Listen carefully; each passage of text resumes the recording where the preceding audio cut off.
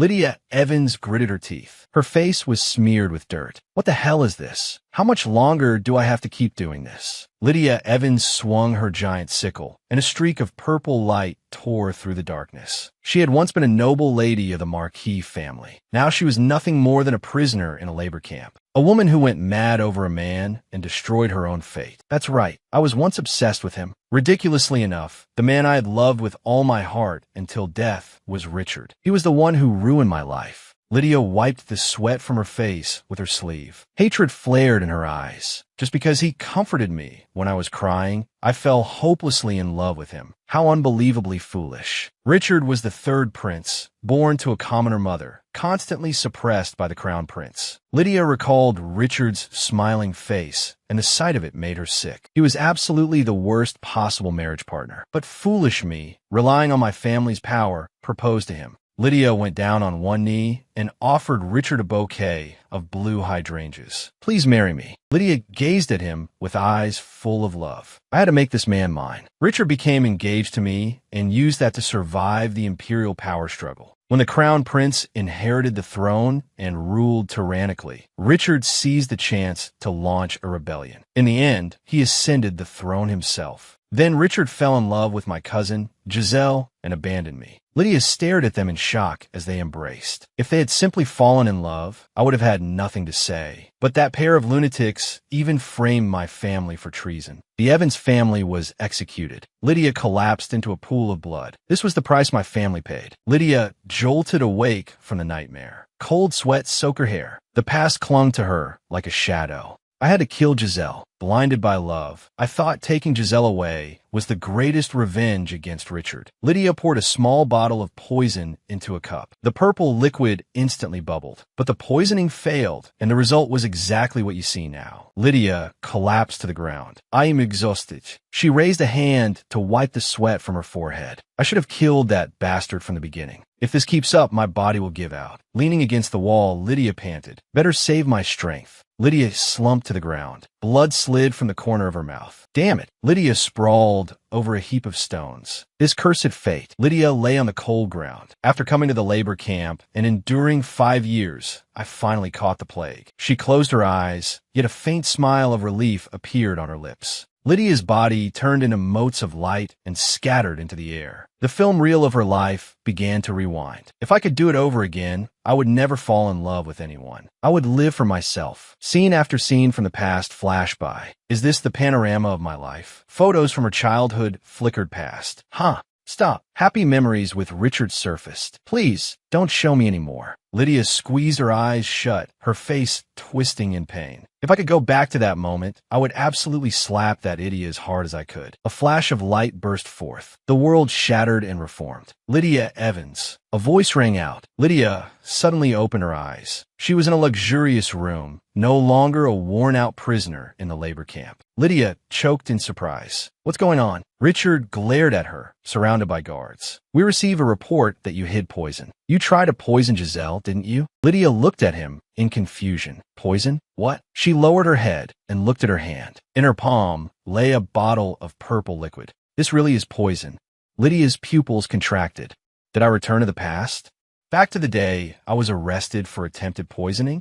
Lydia pressed a hand to her forehead, her body swaying. But why did I come back after the poisoning failed? It should have been before it happened. Lydia clutched her head and screamed, collapsing to her knees. She lifted a hand to wipe the corner of her eye. From now on, I'll live for myself. Richard glared at her. Are you still not going to answer? Guards, search her immediately. A hand in a lace glove stretched out. Wait. Giselle stepped in front of the guards. You cannot have men search a lady's body. I'll inspect her myself. Richard looked at Giselle. Giselle. Richard moved Giselle behind him protectively. I know how you feel, but it's too dangerous. Stay behind me. Richard soothed Giselle gently, his eyes full of indulgence. Watching the scene, Lydia felt sick to her stomach. Your Majesty. Lydia looked at them. I did not come back just to watch this farce all over again. The timing is terrible, but since I've been given a chance to correct the past, Lydia clenched her fists, a trace of resolve flashing through her eyes. Suddenly, Lydia raised her hand and slapped herself hard across the face. Lydia covered her cheek, her fingertips trembling slightly. Now I've finally come to my senses. Richard and Giselle stared at her in shock. Lydia, what on earth? Lydia raised a hand, one finger brushing across her swollen cheek. She smiled. From this moment on, I will never again ruin my life for a man. Lydia's gaze was sharp, filled with the resolve of someone reborn after death. From now on, my life will no longer be controlled by men. Richard roared, what do you think you're doing? Lydia turned her face aside. If they search me, sooner or later they'll find the poison. In that case, I'd rather. Lydia turned and met Richard's eyes. You seem to have misunderstood something. This poison was prepared for myself. Suddenly, she burst into loud sobs, covering her mouth with one hand. Tears spilled out, and the surrounding guests all turned to look. Murmurs rose on every side. Lydia lowered her eyes. Self-harm is not a crime. Since everyone says I'm obsessed with men, then I'll make the rumor true. I'll say I meant to die for love because my fiancée was stolen from me. If I die, Richard will be in trouble. He can't afford to let his former fiancée die. After all, his status was built on marrying the Marquis's daughter. How would he face the Evans family? The Marquis's honor would collapse as well. To avoid being cursed for years to come, he'll definitely stop me. So as long as I pretend to drink it. Lydia pulled the stopper from the bottle and raised the poison to her lips. Richard shouted, stop her. Several attendants rushed forward and grabbed Lydia's arms. She let out a cry as the bottle tilted.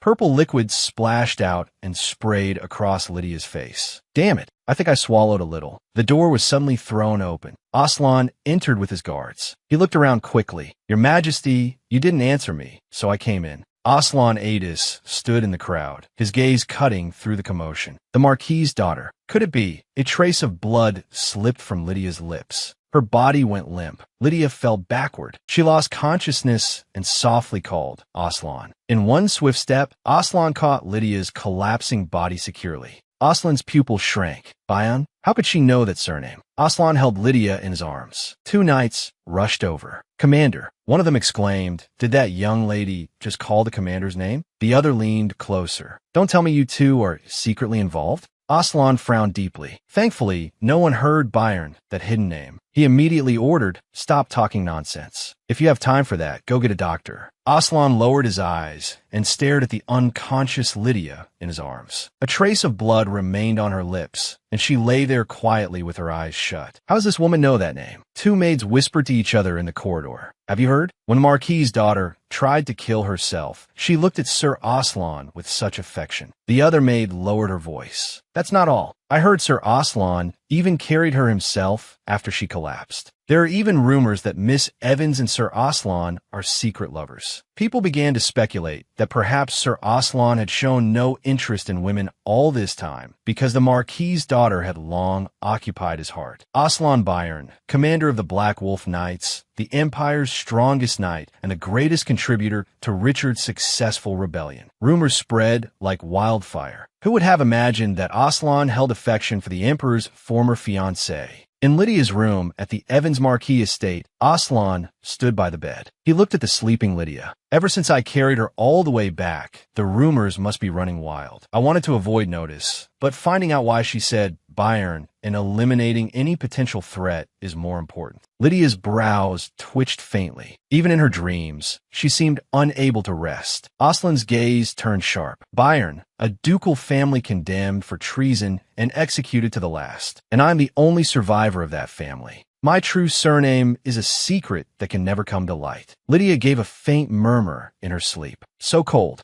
Aslan looked at her. Why is no one in this room taking care of the patient? He turned and walked to the fireplace, crouching down as the firewood crackled. Aslan rekindled the fire. He sighed. I came here to keep watch on her, and now I've become the one looking after her. What exactly am I doing? The flames in the fireplace blazed up again, lighting the room. Lydia's eyelashes fluttered slightly as she slowly opened her eyes. Her fingers twitched. Her throat was dry. Someone. Water. A voice sounded. You're awake. Lydia slowly opened her eyes and saw Aslan's face. She suddenly sat up. Aslan steadied her by the shoulders. Your body is still very weak. Get up slowly. Why is he in my room? Lydia lowered her head. Thank you. Aslan handed her a glass of water. It's a miracle you woke up after drinking poison. Miss, you're very lucky. Lydia took the glass and drank in small sips. I thought I was going to die right after being reborn. Good. Since I've come back from the dead, this time I'm going to live properly. Lydia clenched her fist. Rule number one of my new life. Never go crazy over a man again.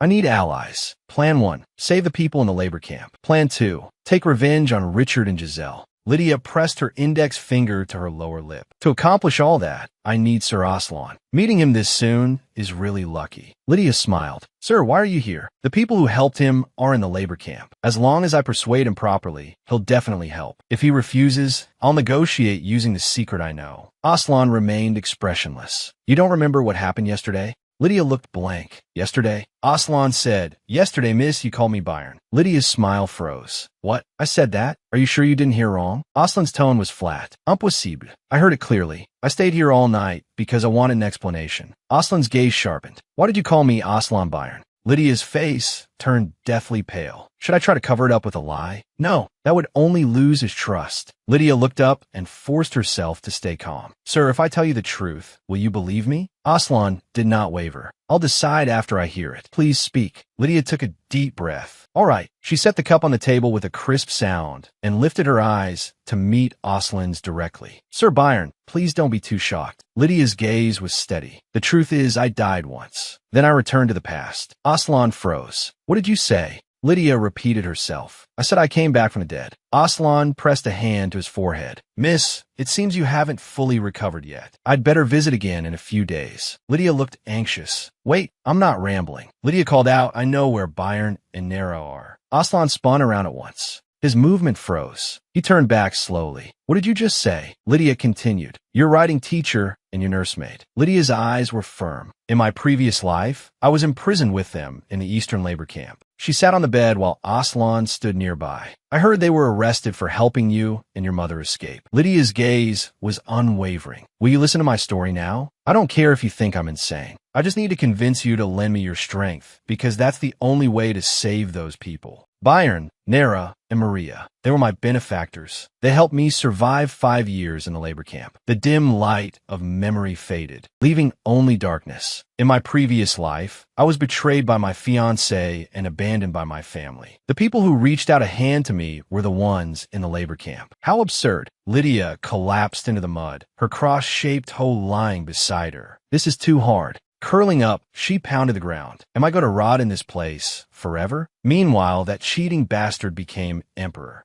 and is out there living in comfort. I'd rather die. A woman walked in. Miss, you're talking nonsense again. Even so, this kind of life is still better than the next world. Nera stuffed bread into Lydia's mouth. Stop crying. Eat. Maria patted her back. That's right. Forget that kind of man already. Pull yourself together. There's no point grieving over someone who's already gone. With tears in her eyes, Lydia chewed the rough bread, yet it gave her a reason to keep living. They shared their food with me. They helped me when I was utterly useless. They smiled at me. In the labor camp, they were the people who kept me alive in my previous life. This time, I'm going to save them no matter what. In the 5th year, we decided to escape. But that winter, everyone died in a plague. Lydia lowered her head as she spoke. If you don't believe me, you can send someone east to confirm it. She raised her eyes and looked straight at Aslan. There's a hidden prison camp there. That should be enough to make him believe. Aslan lightly clapped his hands. I understand completely. Miss, breaking off your engagement must have been a great shock. He didn't believe her at all. With concern on his face, Aslan said, you need rest. The doctor will be here soon. Lydia reached out. Wait, please listen a little longer. Aslan turned away. I was rude to disturb a patient. I'll visit again after you recover. A voice called out, Sir, wait. Aslan paused. A servant entered. Sir Aslan, the young master requests your presence at dinner.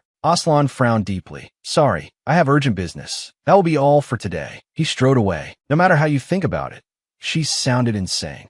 Aslan quickened his pace. But she knew so much about Nera and Byron. He stopped walking and irritably ran a hand through his hair. I can't believe I'm being shaken by such nonsense. Still, I should investigate. Miss should be kept under strict watch in the Marquis estate in case her condition worsens. Yet she seems to have no one caring for her. I see. That's why she looks so terrible. How pitiful. Devon stood in the hall while a servant reported to him. So Sir Aslan declined dinner and left immediately? Yes. Devon looked thoughtful. I assumed he had spent the entire day in Lydia's room. Seems I was wrong. Devon turned to the butler. What do you think? The butler cleared his throat. If I may speak frankly, Sir Aslan definitely has feelings for the young lady. The butler continued. You could tell from the way he looked at her while holding her. That was clearly the look of a man worried about the woman he loves. Devin fell into thought, but nothing like that has ever happened between him and Lydia before. The butler straightened his back. My eyes did not deceive me. Devin clasped his hands together. I had planned to let her fend for herself, since she brought disgrace upon the family. Who would have thought my foolish little sister could attract Aslan? A calculating glint flashed in Devin's eyes, and a cold smile curled his lips. Butler, keep Lydia under house arrest, and take good care of her. My sister may have terrible taste in men, but in this case it worked out. A week passed after the suicide uproar. Lydia sat at a desk, a quill moving over parchment. While recovering, she drafted countermeasures for every possibility. Flowcharts covered the parchment. Plan A, Plan B, Plan C, all based on whether Aslan would help her. The problem is, Sir Aslan still hasn't contacted me. Lydia tapped the quill lightly. Of course, I considered the possibility that he would refuse. But if I want to save them quickly, I need an ally. She suddenly stood up. No, I need to make Devin lift my confinement. Instead of passively waiting, I should go to him directly. Lydia pushed the door open. Devin turned around. Lydia, Devin wore a smile. You came at the right time. His Majesty has arranged a marriage for you. Lydia's eyes widened slightly. Devin's voice sounded light. I hear the match is Count Mont. Lydia's fingers crumpled the paper in her hand. So now you want me to marry some old grandfather with children? Devin smiled. This marriage was arranged by your former fiancé, so just accept it. Fury flashed in Lydia's eyes. How can you say something like that? Devin's smile turned cold. If you don't like it, then go catch Aslan. Lydia froze. What? Devin's voice echoed in the darkness. If you don't want to marry that old man, then go catch Aslan. Lydia staggered back in shock. What? I see now. You're treating me well because you want to get close to Aslan through me. Richard, you cheated on me, and now you're afraid I might marry Aslan. So you're trying to shove me off on some old man. Lydia burned with anger. I expected this, but living through it is still infuriating. She clenched her fists. Damn it. Lydia lifted her head, her eyes blazing with resolve. If everyone sees me as a burden, then I'll become a woman no one dares marry. Then I'll leave with Aslan. If Richard and Giselle marry, they may fall in love. Even if they don't marry, they may still fall in love. A cold smile tugged at Lydia's lips. That way, I can destroy both of them. Plan D, become a holy woman. Lydia wore elegant clothes, a green gemstone brooch pinned to her chest. Her eyes were firm. Becoming clergy was a path nobles often chose after causing a social scandal. Once you became a member of the clergy, you could no longer employ servants, and because of the vow of chastity, you also could not date. Lydia sat on the bed, twisting a white garment in her hands. I don't care at all. Back in a labor camp, I already learned how to do all kinds of chores. Lydia closed her eyes, and a slight smile of relief appeared on her lips. I won't need men anymore. Besides, vow or no vow, I was already planning to live a celibate life. Dating? Thanks to a certain someone, I've had enough. Men are all the same. Lydia suddenly grabbed the clothing tightly, teeth clenched, her face twisted with anger. Then she let her head droop, exhaustion filling her eyes. Lydia stood up. I'm changed. Time to go. A calculating smile curved her lips. They probably think if they post guards at the door, I won't be able to leave. Barefoot, Lydia tiptoed lightly toward the window. If the door is blocked, then I'll just have to use the window. Without hesitation, Lydia climbed out. All right, let's go. In the Marquis estate garden under the night sky, Aslan hid among the bushes. I know things will only get worse if I'm caught sneaking in. But if I pay a formal visit, it'll cause an uproar. I have no other choice. First, I need to see the young lady as soon as possible. I sent men to the eastern region, and their report confirmed that there really is a labor camp there. There are too many eyes on me. I can't send a message carelessly, so I had to come in person. Today, I must get a proper explanation. Aslan crossed the garden, his steps firm. Suddenly, he stopped short. A figure jumped down from an upper-story window. A white gown cut through the night air. Lydia's face was full of panic. I practiced this in the labor camp. Why is my landing failing? Lydia looked up, and Aslan's face filled her vision. Miss Lydia, why are you here? Lydia stared at him blankly. Sir Aslan? Aslan looked up at her. What trouble have you gotten yourself into this time? Lydia struggled to steady herself. It's a long story. Aslan stretched out his arms. Forget that for now. Just jump down. Lydia cried out. What? Aslan called up to her. I'll catch you. Trust me. Lydia lost her balance and fell toward the ground again. Aslan caught Lydia securely in his arms. The body he held was shockingly light. Did Marquis Devon mistreat her? Lydia grabbed tightly at his collar. Sir Aslan. Aslan spoke in a low voice. Even if you're uncomfortable, please bear with it for a moment. Lydia's cheeks turned red. It's not that. My clothes. She buried her face against his chest. My skirt is sliding up. Could you put me down first? Aslan did not answer. He only looked at her quietly. You mean this? Lydia raised her head in confusion. Why is he hesitating? Putting me down shouldn't be difficult. Suddenly, Aslan tightened his arms and held her even more firmly. Lydia's body stiffened. Wait. Could it be? Aslan's hand did not loosen. Instead, it moved toward Lydia's thigh and gently pulled down the hem of her skirt. He misunderstood. He thought I was asking him to fix my skirt. Lydia trembled. His hand is touching my skin. Footsteps echoed from the end of the corridor. Several maids appeared, carrying lanterns. Sir Aslan, it sounds like someone's here. One maid called out loudly. Where on earth did you go? Holding Lydia, Aslan swiftly moved aside. He slipped into deeper shadow. Looking down at the person in his arms, he saw her cheeks flushed red. Good thing it's nighttime. Aslan coughed lightly, trying to hide his awkwardness. For now, Aslan set Lydia down and turned, crouching halfway. Get on my back. Lydia stared in astonishment. What? You want to leave the Marquis estate, don't you? I'll take you out. Lydia hesitated. This is embarrassing, but following him is the safest way. She climbed onto Aslan's back and wrapped her arms around his neck. Aslan stood up. Hold tight. If you fall, I won't take responsibility. Lydia answered confidently, don't worry. My arm strength is very good. Aslan suddenly burst forward like an arrow released from a bow. Can a human even run this fast? With Lydia on his back, he easily vaulted over the wall. How is that even possible? Aslan stopped on top of the wall. Miss, I trust you won't scream in this situation. Lydia looked puzzled. What do you mean by that? I finally understand why he told me not to scream. He's going to jump from here. Holding Lydia, Aslan leaped into the night, dropping toward the forest outside the estate. Under the moonlight, the forest was silent. Her arms were still tightly wrapped around his neck. Are you trying to strangle me? Lydia suddenly let go. Right? Why did you show up so suspiciously? If I openly enter and leave the Marquis estate, it will invite strange rumors. Just taking an unconscious young lady back to the estate already caused endless gossip. Lydia's eyes shifted uneasily. Is that so? Then can you take me to the temple? Aslan turned slightly. Miss, you cannot go to the temple. What? Aslan turned his back to her. You said you met me in your previous life, but it seems you don't really understand me. He clenched the whip in his hand. Did you think I would easily let go of someone who knows my secret? Aslan turned his head, a cold smile rising on his lips. His red eyes gleamed in the moonlight. Under the starry sky, Aslan closed his eyes. A voice echoed in his memory. Son, you must hide your true identity. Trust no one. Those were his mother's last words.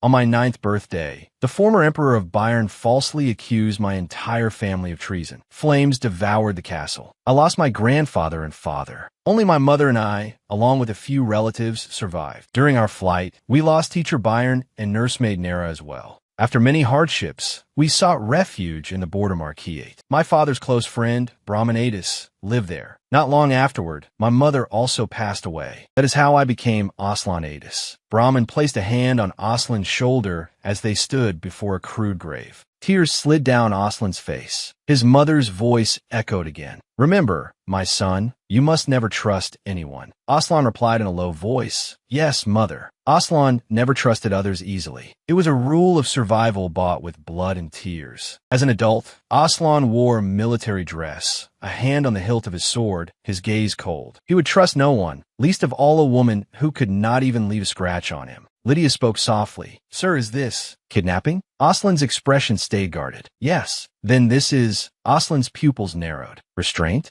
Lydia was wrapped in a huge white cloth like a gift. This thing? Aslan turned sideways, his tone icy. You'd better behave. No one here can help you. Lydia was completely unafraid. If I make trouble, what then? Will you kill me? Aslan's eyes narrowed. If necessary. Lydia leaned forward slightly. Judging by your reaction, it seems you've already found the labor camp. Aslan lowered his gaze. Yes, I also confirmed the whereabouts of my teacher and nursemaid. Lydia smiled brightly. That's wonderful. Aslan remained expressionless. There's nothing to be happy about. It only means your information is useless to me now. but you'll still need me. Aslan paused slightly. What did you say? Lydia smiled with her eyes closed. If you want that land, the borderlands of the Marquis, then you need me. Aslan let out a faint laugh. Sorry, miss. Marquis Devon and His Majesty have already promised that land to me. The two sat facing each other as the distant town lay under the night sky. A slight smile touched Lydia's lips. You are unexpectedly naive, sir. Aslan opened his mouth in disbelief. Naive? You're calling me naive? Lydia's eyes sharpened. Do you really think a man who abandoned his own fiancée would keep his promise to you? Until the day I died, Aslan still never got that land. Lydia continued pressing him. Once the young Viscount learns that you want it, he'll never hand it over easily. Devon only wants to keep you under his control. Then her tone shifted. But if you marry me, that land can become my dowry. Aslan's expression darkened. Lydia immediately waved her hands. Don't worry. Sir, I have no intention of marrying you either. Her gaze was firm. So help me, and I'll help you. Aslan lifted his eyes. How exactly will you help me? Lydia blinked playfully. First, I will cure Father's incurable illness and bring him to my side. Ever since Father fell ill, Devon has controlled everything. Aslan looked puzzled. Lydia cast him a sideways glance. Why should I tell someone who just threatened to kill me? Aslan asked. That's hardly the attitude of someone seeking cooperation. Lydia leaned back. Fine, if you're that curious, just assume I plan to use knowledge from the future. Aslan looked baffled. More nonsense. Lydia's expression turned serious. Since you found the labor camp, shouldn't you start believing me? Aslan said nothing, his gaze deep and unreadable. He clearly had no intention of openly asking how she knew his identity. Aslan clenched his fist, but she did have a point. The current emperor carries royal blood. Trusting him easily is impossible. Clinging to an uncertain promise would be foolish. Something shifted in Aslan's eyes. The problem was that Lydia was not entirely trustworthy either. After all, not long ago, she had been saying things like she died from taking poison and came back to life. Still, that was better than doing nothing. Keeping her close would also make it easier to watch her. Aslan raised his head. What do you need me to do? Lydia's eyes lit up. After you rescue the people in the labor camp, take me to the border of the Marquis. Oh, right. Before that, we need to visit the temple. Aslan folded his hands. Are you going there to repent for your sins? Lydia lifted her chin. Repent? Do I look like the kind of person who would do that? Aslan said, You really are? His words cut off. His fingertips tightened slightly on the cloth wrapped around her. Lydia spread her arms with a radiant smile, as if bathed in holy light. I'm going to become a priestess. A bead of cold sweat slid down Aslan's face. A person who won't even repent wants to become clergy? Lydia looked smug. Don't misunderstand. It's only a disguise. If this goes on, I'll be forced into marriage. Aslan gave a slight sigh. I understand. I'll escort you to the temple tomorrow. Lydia held out her hand. Good. Then I'll be in your care. Aslan's expression remained calm. He tugged on the cloth wrapped around Lydia. Lydia looked confused. We're on the same side now. There's no need to keep me tied up, is there? Aslan cast her a cold glance. No need. Take a look at what you're wearing. What I'm wearing. Isn't it just sleepwear? Aslan looked aside. Yes.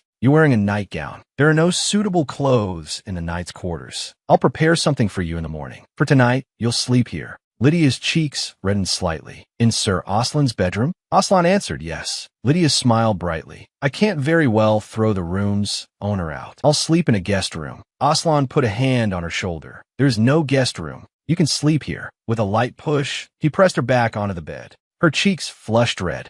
Aslan lowered his gaze. But Lydia lay on the bed, eyes wide. Are we sleeping here together? Aslan looked down at her, his eyes cold. Are you serious right now? Lydia hurriedly shook her head. And no, that's not what I meant. Since this is your bedroom, I just thought maybe there was a chance. Her voice grew smaller and smaller. Of course, I know nothing would happen. You wouldn't do anything to me. Aslan's tone turned stern. My lady, you should be more cautious. Lydia looked puzzled. Aslan's gaze sharpened. Your eyes say everything. In your mind, I'm not even a proper man. Otherwise, he braced one hand beside Lydia's ear. How can you be so sure that I have no improper thoughts toward you? Aslan looked down at her, and in his eyes flickered a softness, so faint it was almost impossible to notice. Lydia's cheeks turned red. She buried her face in the blanket. Richard once said there wasn't a man in the world who would want anything to do with me. So I never imagined you might think that way. Lydia looked up, her eyes full of apology. I'm sorry if I offended you, sir. Cold sweat appeared at Aslan's temple. He clenched his fist. What exactly had the emperor said to his former fiancée? Aslan hurriedly explained, I wasn't trying to blame you, my lady. I was only warning you of every possibility in advance. Aslan turned and walked toward the door. I'll leave now. Please rest well. Then a sound came from Lydia's stomach. He stopped awkwardly. Lydia's stomach growled loudly. She froze instantly. In the silence, the sound was especially clear. She buried her head deep in the blanket. Of all times now, but he's a gentleman. He'll definitely pretend not to have heard it. Aslan's voice came. Are you hungry? Lydia shot upright from under the blanket and shouted no. Her face burned red. Oh no, what an idiot. A steaming meal was placed by the bed. Bacon and eggs with salad giving off a rich aroma. Lydia narrowed her eyes in bliss and lifted a spoonful into her mouth. Aslan watched her eat so happily, her face still red. She's adorable. He thought about it. Her family probably never fed her properly. Even so, she still believed herself loved. Watching the way she ate, Aslan thought she looked like some small animal. A rabbit. Lydia paused when she heard that. A rabbit? Aslan corrected himself slightly. Looking more carefully, maybe more like an eastern rabbit. Lydia's eyes shone with curiosity. What's an eastern rabbit? Aslan explained, a pink-furred animal that lives in the northern forests. If you go to the borderlands, you'll see them often. Lydia's eyes sparkled. A pink rabbit must be so cute. Can one be kept as a pet? Aslan fell silent. After a moment, he spoke. It would probably be difficult for you to raise one. Lydia tilted her head in confusion. Outside the window, dawn gradually brightened the sky. A new day had begun. A physician in white took Giselle's pulse and looked up. The child is healthy. Giselle smiled as if she already knew. Richard leaned on one hand, his gaze cold, seemingly unmoved by the news. Giselle spoke tentatively. Your Majesty. Giselle lowered her eyes. It's just that Aslan and Lydia's relationship has been bothering me. Giselle looked up at Richard. Do you still have feelings for Lydia? Richard turned away from Giselle. He stopped walking, a smile tugging at his lips. My queen, the position I want is the one on Aslan's side. Richard turned back and drew Giselle into his arms. He leaned close to Giselle's ear. I want to bind him to the capital somehow and make him my guard. A dark look crossed Giselle's eyes. It would be troublesome if those two got married. Richard took Giselle's hand. If you're that concerned, I can pay a visit to the Marquis. I'll go see Devon and get a quick grasp of the situation. Giselle leaned into Richard's arms, a victorious smile appearing on her face. Early the next morning, sunlight filled the room. Lydia woke and rubbed her eyes. She heard a knock at the door. Lydia rubbed her sleepy eyes. Sir Aslan? The door creaked open, and a strange man stood at the entrance. He wore a servant's uniform and held a towel in his hands. Lydia looked bewildered. Who is he? The man reached a hand toward her. Someone is here to see you. Lydia answered politely, oh, thank you. A red-haired man was glaring at her. Why is he staring at me like that? The red-haired man spoke. Our commander is not someone a lady like you deserves. If you're planning to play any tricks, you better give up now. Lydia's cheeks instantly flushed red. What? The red-haired man sneered. You're not married yet, are you? You'd be better off going back to cling to the emperor. Lydia flared with anger. What is wrong with this man? How can he be so rude the first time we meet? Lydia suppressed her anger. May I ask your name, sir? The red-haired man answered disdainfully. Even if I told you, you'd forget it. A lowly name like mine would only dirty a lady's ears. Lydia trembled with anger. Who exactly is this man? Aslan looked at Lydia. She seemed to be burning with rage. My lady, why are you staring at an empty corridor? Lydia turned back abruptly.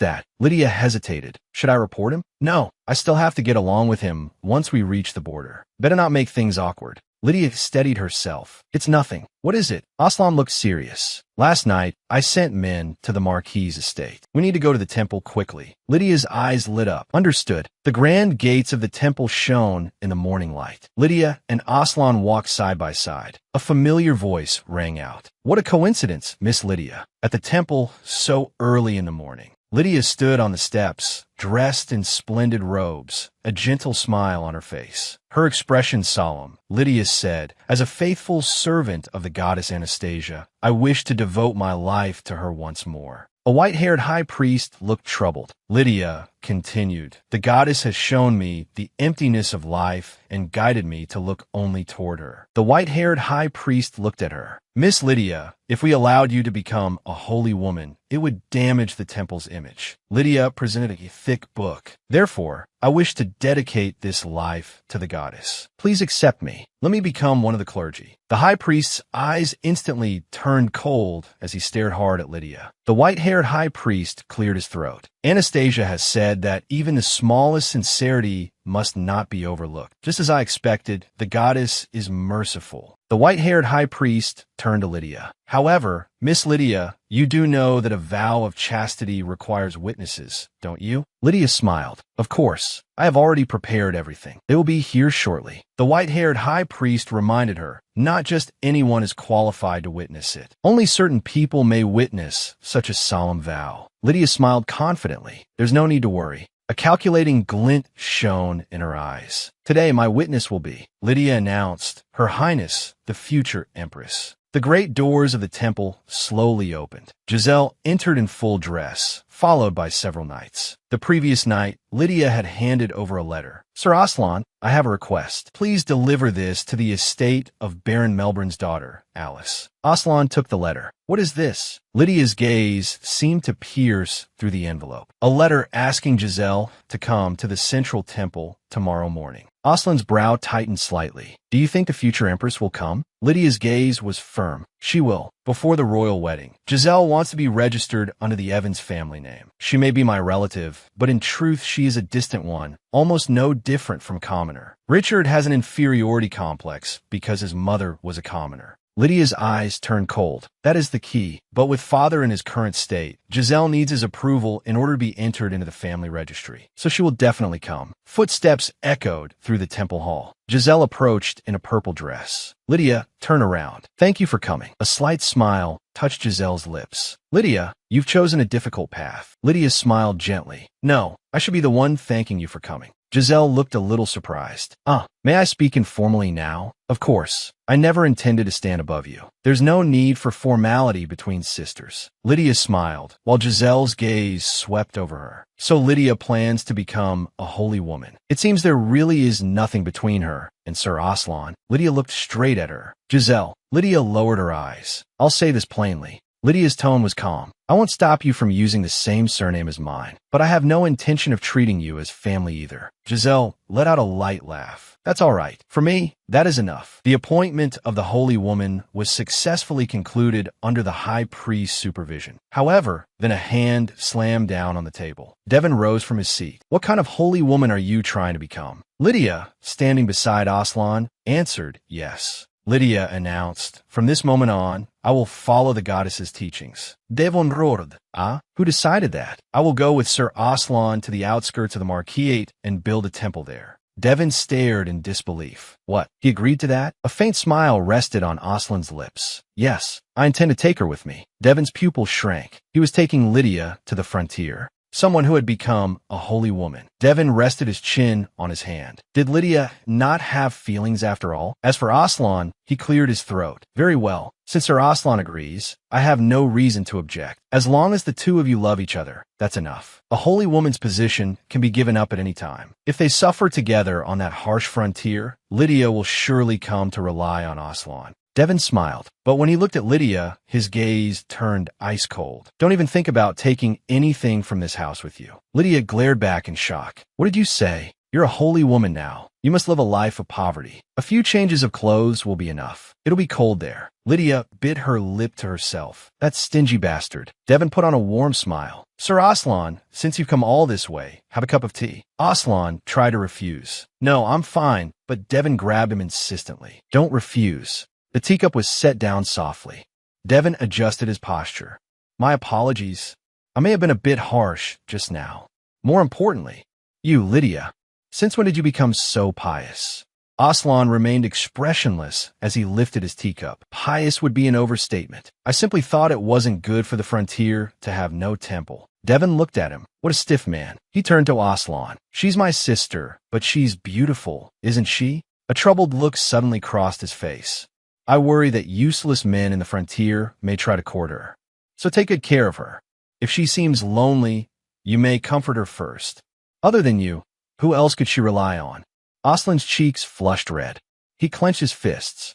Holding back his emotions, Aslan said if someone heard that, they might misunderstand. Devin burst into laughter. What? Ha ha, Sir Aslan, you're such a gentleman. That's what I like about you. Aslan said nothing. He wasn't worried about Lydia at all. He was selling out his own sister. Had this young Marquis always been like this? I knew he was ambitious, but he once fought side by side with the current emperor. I thought he had at least some sense of decency. Aslan's gaze darkened. At least that young lady got one thing right. We would never hand over that land so easily. Devin wanted to keep Lydia bound to his side at any cost. He was a man who, for greed, would do anything to keep what had been promised to him. Devin smiled in satisfaction as he clenched his fist. Aslan rose from the sofa. I should prepare to leave. Devin asked, when do you plan to depart? Aslan answered, in 2 days. Devin thought it over. So he was leaving without attending the imperial wedding. Good. Lydia probably wouldn't want to see that spectacle anyway. Aslan turned to leave. Then, he walked toward the door, and Lydia quickly followed after him. Sir Aslan, are you leaving now? Aslan stopped. Yes. Then I'll see you in 2 days. He looked at Lydia. Do you intend to stay in a place like this? Lydia looked puzzled. A place like this? I still need to pack. Aslan said, if it's only a few clothes, I can pack them now and we can leave together. Lydia rose onto her tiptoes and leaned close to Aslan's ear, whispering softly, I have something to do. A sly smile curved her lips. Aslan's face instantly turned scarlet. Lydia thought to herself, just wait, Devin. You want to play dirty? Did you really think I'd leave with nothing but clothes? Barefoot, Lydia slipped quietly into a dark room. Father was probably in the main castle now, but the treasure he'd hidden was still in this residence, which meant I'm going to clean out Father's secret vault. Lydia lit a fire with magic. It's fine. Father taught me personally how to use it in emergencies. Let's see. The vault should be in his office. Feeling through the darkness of the study, Lydia pushed aside a row of shelves and revealed a hidden door. She stepped into the space behind it. What's this? Lydia pulled away a huge white sheet. Did Devin hide something here? Under the cloth was a black coffin. Lydia's pupils contracted. Carved into it was a line of text, Cahal Evans. Lydia's face went pale. Why was Father's coffin here? He was still alive. Devin, you madman. Her fists tightened. Father was still struggling at death's door, and you'd already prepared a coffin for him. Lydia's eyes turned cold. Father wasn't a good husband, but he was a decent parent. She remembered their father gently stroking Devin's head. He never deserved to be treated like this by his own son. Flashes of memory passed by. Father had always supported his children. Family had once been everything to him. Lydia lifted her head and stared into empty space. Devin, no matter what you do, this coffin will never be used. Lydia moved through the study, her fingers tracing across the rows of books. She turned and searched between shelves. Found it. Lydia pulled out a book, and a hidden drawer sprang open. She opened the wooden box inside. It was filled with dazzling diamonds. The diamonds Father had mentioned. After the rebellion succeeded, before I left for the capital, Father had told me about this safe. Lying on his sickbed, he had taken Lydia's hand and said that if she needed to, she could use them. Tears welled in Lydia's eyes. He must have known that, in order to support Richard, I had already spent everything I had. Father, I will make good use of them. Just wait for me a little longer, Father. She gripped a needle tightly. I will save you. Lydia's gaze hardened, hope blazing in her eyes. Sunlight poured over the magnificent palace. Inside the great hall, Richard asked, You're going to the countryside without even attending my wedding? I am truly hurt. Aslan lowered his head. Please forgive me, Your Majesty. Richard sat on the throne with one leg crossed over the other. I hear you're taking Lydia with you. Aslan nodded faintly. Yes, I believe establishing a temple on the front lines would be helpful. Richard narrowed his eyes. She has only just entered the clergy, so nothing will change for a while. But religious office can always be resigned, which means if the two fall in love, Lydia can abandon her position at any time. Richard looked down at Aslan. I respect your intentions, but you should be wary of Lydia. Aslan turned, his profile sharp. Do you think I would lose to that lady? Richard smiled faintly. That's not what I mean. That woman is insane. I'm warning you not to get entangled with her. Richard lowered his head in thought. Compared to me, a newly enthroned emperor, the Evans Marquis was already too powerful. If they gained Aslan and the Black Wolf Knights as well, the consequences would be endless. I must prevent Aslan and Lydia from joining hands. Aslan spoke. Your Majesty, you seem to be mistaken. Miss Lydia and I have no relationship, nor do I intend for us to. Richard lifted his gaze to scrutinize him. Do you truly feel nothing at all for Lydia? Aslan answered openly. I have no such thoughts. Absolutely none. Richard laughed. That's true enough. You have no reason to be interested in damaged goods. Aslan's gaze turned icy at once. So this was how he spoke of his own former fiancée. Richard tapped the armrest of the throne. Regarding the remnants of the former regime, I shouldn't have spared Viscount Hebron's life. Wouldn't you agree? Aslan fell into thought. The young Marquis, and now the Emperor too. Why did they all treat that lady so cruelly? 2 days later, Lydia entered the hall with a smile. It's good to see you, sir. Aslan remained expressionless. Are you ready to depart today? He looked her over. You don't look well. Lydia waved a hand. I'm fine. Just a little tired. Aslan's brows furrowed faintly. Had the young Marquis bullied her again? Lydia turned toward Devon. Brother, can we leave now? Devon stopped her. Wait. He pulled out a document. Before you go, you need to sign Giselle's adoption consent form. The smile on Lydia's face instantly froze. She picked up the pen and signed. Devon stood beside her. Also, I told you to take only a few clothes, but your luggage is too much. Lydia spun around sharply. What? Devon suddenly copped her bake. Wait. He yanked hard. The bag tore open, and clothes spilled all over the floor. Devon, Aslan's cheeks reddened. Those are... Lydia dropped to the floor. What exactly are you trying to do? Even clergy need undergarments. You've gone too far. Devon frowned. I thought she was hiding something, but it really is only clothes. Lydia clutched her skirt tightly, trembling with rage. Devon remained expressionless. My mistake. You may go now. Lydia glared at him, then turned away. Let's go, sir. Dragging her torn luggage, she left the hall together with Aslan. Their footsteps echoed through the corridor. Inside the carriage, silence reigned. Aslan looked at her. She looked deeply upset, understandably so, after being humiliated like that. He spoke again. Miss, won't you put the bag down? Carrying it the whole time must be uncomfortable. Lydia hugged the bag tightly. No, there is extremely expensive underwear in here. She lowered her eyes, her long lashes hiding the exhaustion in them. Inside were diamonds, and extremely expensive underwear, studded with diamonds. I'd expected my luggage to be searched. Back in the labor camp, I became incredibly good at sewing. They'd never think I'd take apart my undergarments and sew the diamonds into the lining. Lydia looked at Aslan. This one is special. Would you like to see? Aslan flushed bright red. What? He cleared his throat. I'm not a pervert. Please don't joke like that. Mississippi, Lydia huffed. How stiff. How long are you going to keep calling me miss? I'm clergy now, not nobility. Aslan thought for a moment. Then I shall call you Priestess Lydia. Lydia smiled. You could just call me Lydia. Aslan's expression didn't change. Priestess Lydia will do. Lydia looked out the window. By the way, after we leave the capital, how long until we reach the inn? Aslan looked ahead. We should arrive by evening. He continued. At that point, the two of us will quietly slip away and head to the Eastern Labor Camp. We'll rescue the people there, and before they reach the Marquis, we'll rejoin the main force. It will be a difficult journey. Leaning forward, Aslan asked, Are you truly certain you want to go? Lydia turned back, smiling brightly. Don't worry, sir. I'm fine. As long as we can save the people in the labor camp, I don't care how hard it is. In her mind, she saw those suffering people again. Lydia's gaze turned resolute. Just wait for me, everyone. I'm coming for you. Sunlight filtered through the leaves and fell across the winding road. The carriage sped on. After arriving at the inn, Aslan headed east with several subordinates. Turning to the side, he introduced one of them. This is Marin. We will disguise ourselves as members of the Marin Merchant Company and enter the Count's territory. Lydia smiled. It's a pleasure to meet you, Mr. Marin. Aslan continued. This is my adjutant, Cedric. When Lydia saw Cedric, a trace of familiarity flashed in her eyes. I met him in my previous life. He was a very kind man. Lydia smiled and extended a hand. It's nice to meet you, Cedric Raymond. Cedric looked flattered. Goodness, you even remember my surname. The red-haired youth beside him looked disdainful. I'm not the sort of person she remembers by surname alone. Cedric suddenly said, Randall. Lydia looked toward Randall. That man, those clothes, that face. Lydia remembered him. Ever since we first met, that man has kept picking on me. Cedric explained awkwardly. Please forgive him, milady. That's just how he is. Lydia forced a smile.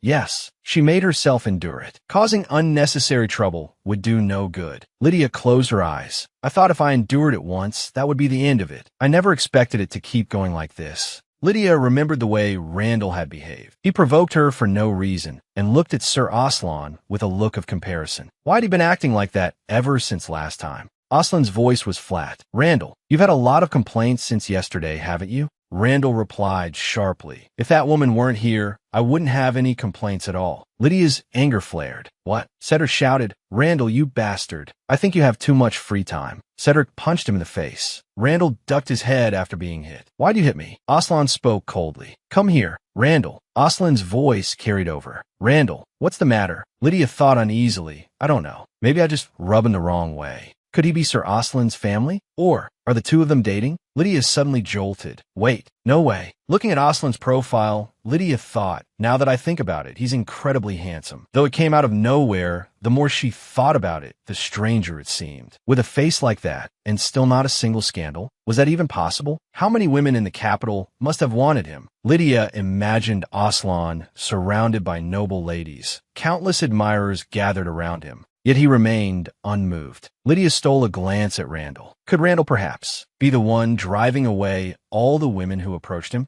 Aslan glanced at her sharply. I don't know what you're thinking, but you had better stop. Lydia muttered under her breath. Could it be that you and Randall are that sort of pair? A picture rose in Lydia's mind of Aslan and Randall leaning intimately against one another. Aslan's face immediately twisted. Absolutely not. Lydia looked unconvinced. Really? Then why does he treat me like that? At an inn near the Eastern labor camp, night cloaked a wooden house. Cedric smiled apologetically. Sorry, Randall made you uncomfortable. He has his reasons. Please try to understand. Lydia puffed out her cheeks. What reason could possibly justify that? Cedric looked troubled. Well, Cedric began to explain. As you know, most of our order came from commoner backgrounds. We were granted titles only after successfully carrying out the rebellion. Lydia lowered her head. Yes, a bitter smile touched Cedric's face. But Randall was born a slave. Randall stood with the other knights, head lowered. So even after becoming a knight, he was never given a surname. Lydia listened quietly. I see. Could it be that he was simply ashamed of being a knight in name only? Cedric stroked his chin. I don't know whether you remember, but when we returned to the capital after our victory, I once recommended Randall to be your guard knight. Cedric cleared his throat. But at the time, milady, you said, how can a slave be a knight?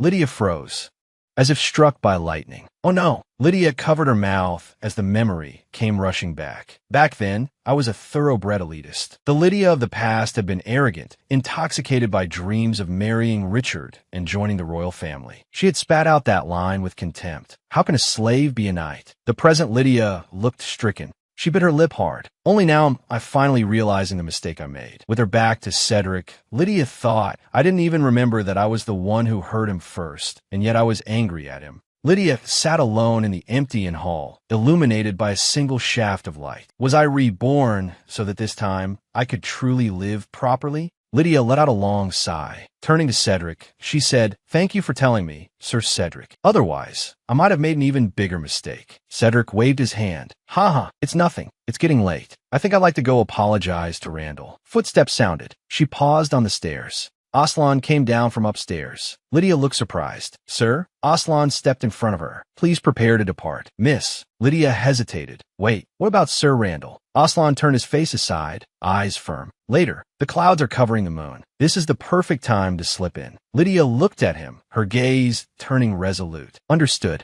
At the Eastern labor camp, night was deep. Maria collapsed to the ground and prayed to the goddess. If only I could have a piece of bread, preferably one coated in sugar. Nera held out some bread. Maria, if you're hungry, eat some of mine. Maria pushed her hand away. No, Nera. Nera insisted. Don't say that. You're pregnant. You need to eat well. Maria forced a smile. I was joking. I am tired. I want to sleep. I told Nera it was a joke, but whenever I think of the child in my belly not getting even a proper meal, I feel overwhelmed with guilt. In the darkness, a hand shook Maria's shoulder. Maria, Maria. Maria's eyes flew open, her pupils shrinking. The smell of bread. Nera, wake up. Maria rubbed her eyes. Nera, I was only joking when I said I wanted bread. She lifted her head and froze.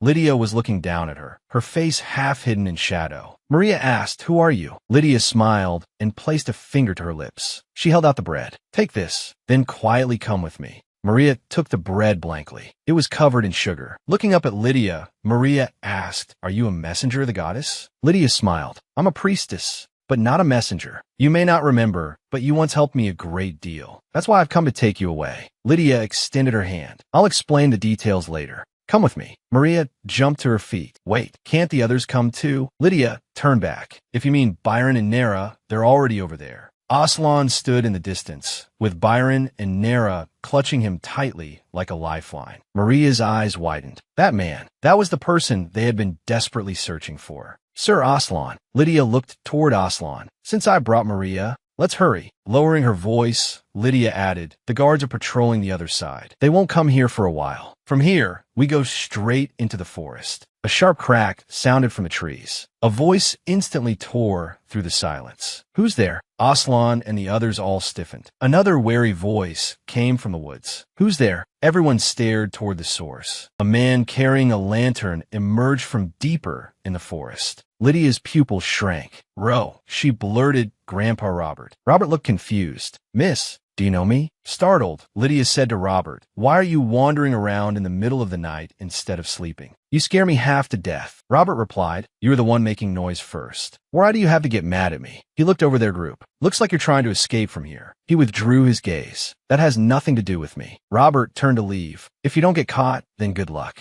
I don't have much time left anyway. You young people should go build lives of your own. Lydia's eyes were firm. No, Robert urged them. Enough. Stop dawdling. Hurry up and go. Lydia asked, would you be willing to come with us? Aslan grabbed Lydia's arm. Mississippi, that wasn't part of the plan. Lydia shook off his hand. You know there are mines on the frontier too, right? Grandpa Robert is a mining expert. He'd be useful if we brought him. She extended her hand. This is our only chance. Come with us. The others also began urging him. Yeah, Grandpa, hurry. Let's go together. Surrounded by everyone, Robert's eyes grew moist. He hesitated. An old man like me doesn't have much time left. What if I become a burden on the way? Nera handed him some bread. What are you saying? If we go together to the very end. Aslan let out a resigned sigh. Let's go. The group quickly disappeared into the night. Morning sunlight pierced through the trees, and hoofbeats rang out. Lydia rode with Aslan on the same horse. She looked back at their companions behind them, making sure everyone was safe and unharmed. Aslan looked down and asked, are you feeling unwell anywhere? Lydia shook her head. No, it's just. Her expression grew awkward. I've been riding too long. My butt hurts a little. Aslan said flatly, I said this before. Please watch your language. Miss. Lydia looked unconcerned. What's wrong with saying but? It's just a part of the body. It's not like I asked you to put ointment on it. Aslan tightened his reins. If you truly make such a request, I will make you get off the horse immediately. His voice turned cold. Unfortunately, I have no desire to ride together with a pervert. Lydia pouted. You're awfully picky. Then she added, and you got it wrong. Aslan said, you don't seem like a priestess at all. I can't bring myself to say it. Lydia turned her head. You seem to have no trouble insulting me. Just call me Lydia. For a moment, Aslan was speechless. Quietly, he repeated Lydia. His cheeks flushed faintly. He cleared his throat. More importantly, that mine you mentioned earlier. Do you mean the silver mine on the frontier? Lydia nodded.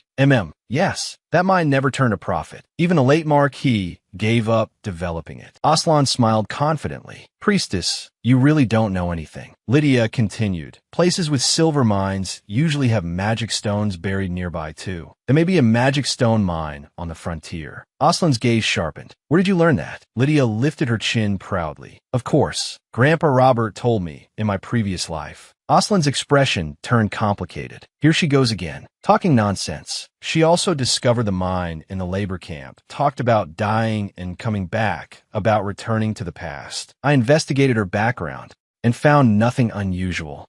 Other than the Marquis, she spent her entire life in the capital. She should have no connection to Duke Byron's family, nor any reason to know Byron or Nera. But could a lie really be this airtight? Just as she said, there really was a labor camp in the Eastern District. The people I was searching for were there. And when we met that old man earlier, she called out his name immediately. Aslan drew in a slow breath. Could she really have come back from death? Lydia suddenly patted him on the back, interrupting his thoughts. Anyway, if we really do find a magic stone mine, I want a huge share of it. Got that? Aslan stared ahead, eyes firm. What do you plan to do with that money? Lydia's gaze drifted into the distance. Once my revenge is over, I'll go to a warm island in the south. I hate winter. Aslan tightened his grip on the reins. If she really had spent time in a labor camp, then hating winter made sense. Or perhaps it wasn't only winter that she hated. Aslan's thoughts skimmed through the forest. Could it be that what she hated was this empire itself? Lydia leaned against Aslan's back, sunlight spilling across her face. Her eyes closed, and she smiled contentedly. That too, I suppose. Aslan stiffened. The thought flashed through his mind suddenly. He reached out and put on Lydia's hood. She was someone unsuited to winter. In a low voice, Aslan said, "That plan of yours to go south, I think it's a good one." Lydia and the others arrived at a roadside inn. The table was covered in steaming food, sausages, bread, roasted meat. Lydia called out to everyone, "Bread alone isn't enough. Eat plenty." Nera suddenly covered her face and started crying. Maria asked in concern, "Nera, what's wrong?" Choking up, Nera said, "It just finally feels real. I really survived." She turned to Aslan. "Young master, you're not hurt, are you?" Aslan shook his head. "You're the one who should be asked that, nursemaid. I'm sorry I came so late. I didn't even know you were being held in a place like that." Nera broke down in tears. Byron said, "Please don't apologize, sir. I'm already grateful that you came to save us." Curiously, he asked, "But who is the priestess who brought us out? I've never seen her before." Aslan was about to speak, but Lydia cut in first. "Ah, I'm Lydia," then quickly corrected herself. "She's a priestess, but not the kind of priestess you're imagining." Maria looked embarrassed.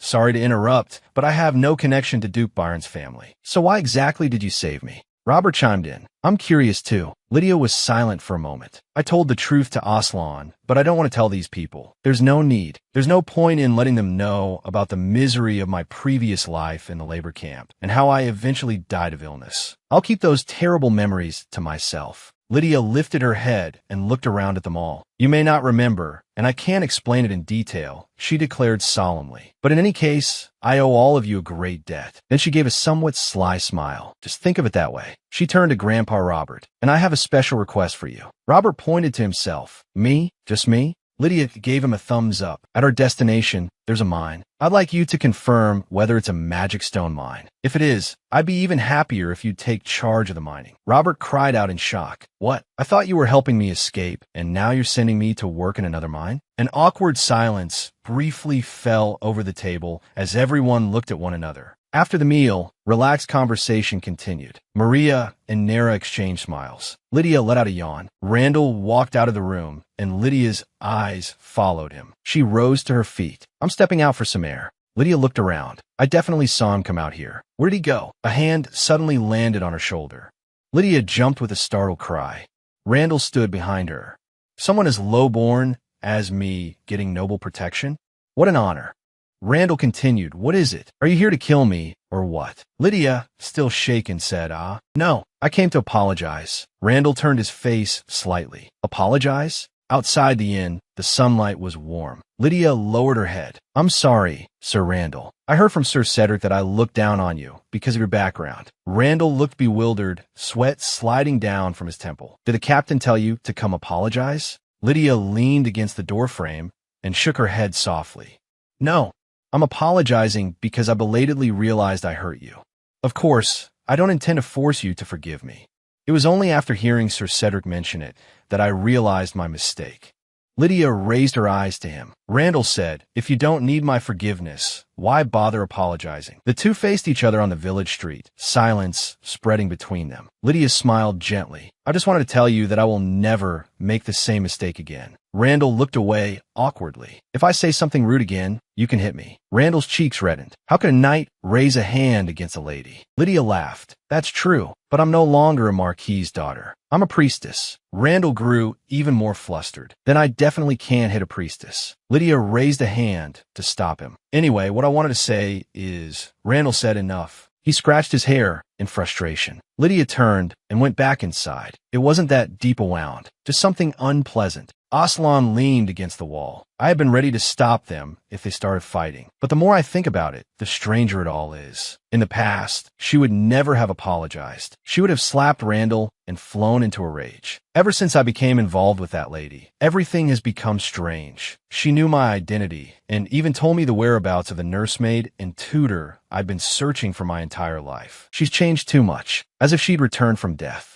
Aslan's eyes deepened. That's right. Crossing his arms, he thought, it's time I admit it. No matter the reason, that person is no longer the arrogant, overbearing Lydia of the past. He lowered his head in thought. Lydia smiled brilliantly in the garden. She looked up at Aslan. "Why are you standing there like an idiot? Come here." She reached out, grabbed his arm, and pulled him down to sit beside her. Aslan couldn't take his eyes off her. Aslan looked at her. That was the first time he realized he had fallen in love with her. Aslan jolted awake. He was lying in bed, his cheeks burning red. What kind of dream was that? He walked downstairs. Byron turned to look at him. "You're awake?" Aslan asked. "Sir, why aren't you sleeping more?" Byron smiled. "This all feels too much like a dream. I couldn't sleep." Nara smiled too. "Me neither. Besides, we need to leave early anyway. So I just got up." Aslan looked at them. It really did feel like a dream. Looking at the two before him, Aslan thought, the people I believed I would never see again were standing here alive in front of me. If Miss Lydia hadn't told me, it would have taken me much longer to find them. Aslan clenched his fist. Maybe I would never have found them at all. Wait, did I ever thank her? Lydia yawned and rubbed her sleepy eyes. "Good morning, or rather, good dawn." The two of them both started at once, one flustered, one confused. Lydia yawned again.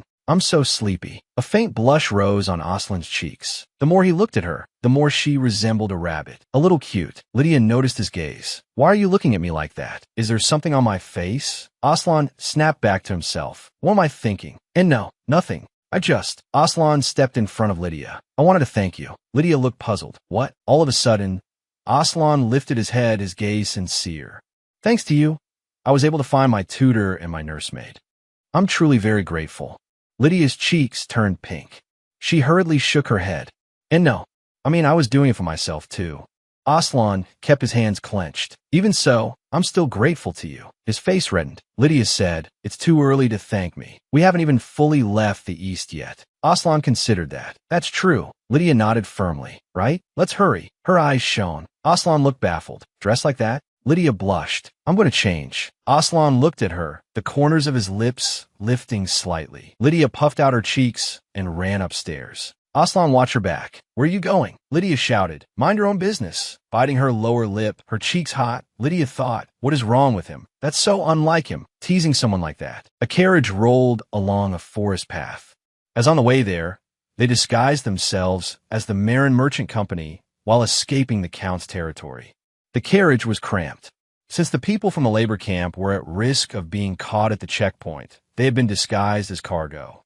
Riding on horseback, Lydia pulled on the reins. "Hey, Marin, at the checkpoint, you're going to bribe the soldiers, right, merchant captain?" Marin answered, "Yes. That way we'll get through faster." Lydia held something out. "Could you use this?" "I want to confirm one thing." Marin opened his palm. 2 gold coins lay there quietly. "I prepared something else, but all right, understood." Lydia watched him take the gold. "Thank you." One of them was a gold button torn from Devon's jacket, engraved with the crest of House Evans. A carefully laid trap. If a soldier accepted that button, word of it would spread through the Count's territory. What I want to know is this. When the Count hears that news, how will he react? Richard didn't know there was an illegal labor camp here. Then how was I dragged there in my previous life? If it wasn't Richard, then could it have been Devon's doing? Lydia, her hood pulled low, looked grim. Of course, the button might never reach the Count. He might not react at all. But sooner or later, I'll find out. Lydia's hand tightened on the reins. Devon gritted his teeth, a vein throbbing on his forehead. "Bastard. Richard, that bastard." Bracing both hands against the windowsill, Devon leaned forward. The rumor that Lydia would become a holy woman had already spread throughout the capital. Devon rubbed a hand over his forehead irritably. The rumor had come from the palace. Clearly, the emperor himself had spread it. The emperor was determined to keep her away from Aslan. It wasn't a false rumor, so I can't deny it publicly. Nor do I intend to make an enemy of the emperor just yet. But Devon's eyes sharpened. "Butler." The butler answered as he entered. "Yes, my lord." Devon gave his order. "Send word to Giselle. Tell her to come to the Marquis's estate as soon as possible." A calculating smile curled on his lips.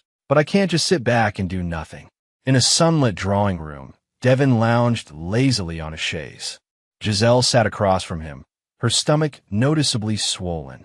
Giselle lifted her teacup and spoke lightly. "Brother, you don't need to worry so much about those rumors." Devon turned his head. "Those rumors will bind Lydia's future. How could I not worry? Though if those two really are in love, then no one can do anything about it." Giselle set down her teacup. She would only need to give up the title of Holy Woman. "It's not as if it violates doctrine." Devon crossed his arms, gaze sharp. "More importantly, do you still have no intention of marrying?" Giselle smiled at that. "Why ask so suddenly?" She gently touched her necklace. "I'm a member of the Evans family now. I'm merely worried the family line will be cut off." The corner of Devon's mouth lifted. I heard you still haven't forgotten your first love. He flatters me first, and now he's meddling again. Devin leaned forward, fingers interlaced. Giselle.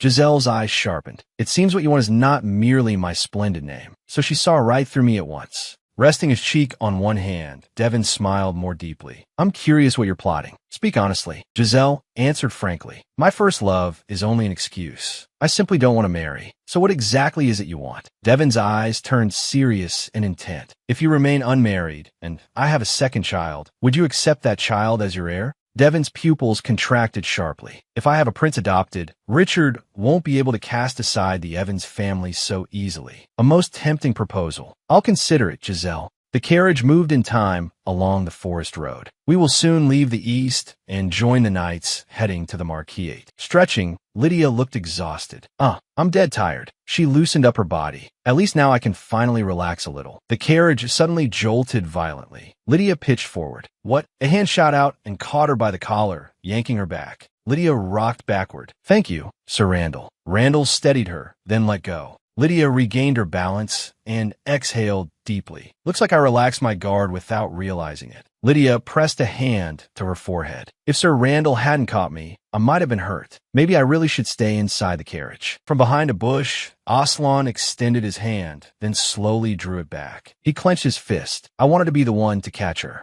Aslan stared at Lydia's back. What exactly am I thinking? He watched Lydia rubbing her waist. Is her back hurting? Last time, she also mentioned her, but hurting. Byron's hand suddenly landed on Aslan's shoulder. Master. Aslan looked back. Byron wore a stern expression. I understand that you're a young man in your prime, but you shouldn't do that. Aslan looked confused. I don't know what you're talking about. Byron raised a brow. You shouldn't stare at a lady's backside. Aslan denied it instantly. I wasn't. Then he added defensively, and Lydia isn't a woman. She's a holy woman. Byron smiled meaningfully.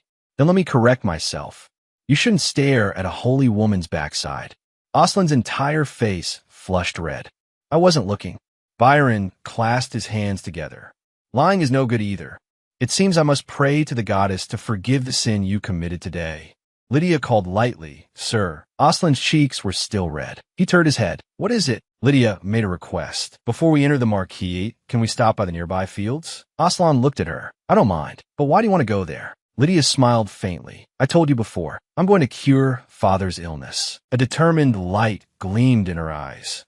The antidote is there. Father's illness was called white ghost disease. The symptom was hallucinating white ghosts, and for a long time it had been considered incurable. But in the labor camp of my previous life, a cure was discovered. Lydia's fingers brushed over the grass. In truth, the disease was caused by drug poisoning.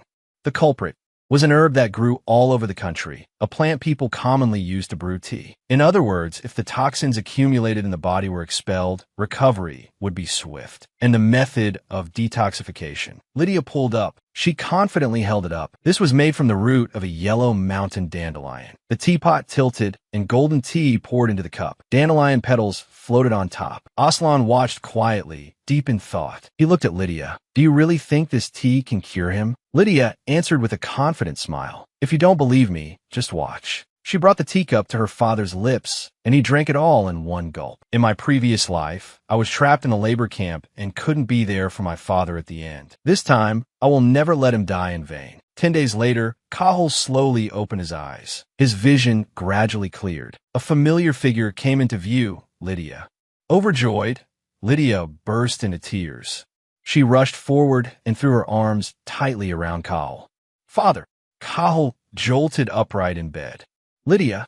He gently stroked Lydia's hair and smiled softly. Silly child, did you miss your father that much? A grown lady crying this hard. Lydia raised tearful eyes and bit down on her lip. Father. Richard. Cahill held her by the shoulders, his face full of concern. Your Majesty? What happened? Lydia's voice trembled. Richard broke off our engagement. He's going to marry Giselle. Cahill sat bolt upright. What? A flash of cold resolve passed through Lydia's eyes, and the corner of her lips curled into a sneer. Richard, just watch how I ruin you completely. Her eyes gleamed with calculation. While we were still engaged, he was already involved with Giselle. And she's already pregnant. Cahill's face went deathly pale, his mouth hanging open in shock. An affair? How dare he? My daughter is still here. He trembled with rage. Who was it that took on the stain to the family's name and supported that insolent brat's rebellion? Cahill looked grave. And Devon, what did he do? Lydia closed her eyes. Devon accepted the annulment without resistance. He even tried to register Giselle as our family's adopted daughter. I refused, and then they threatened to lock me up.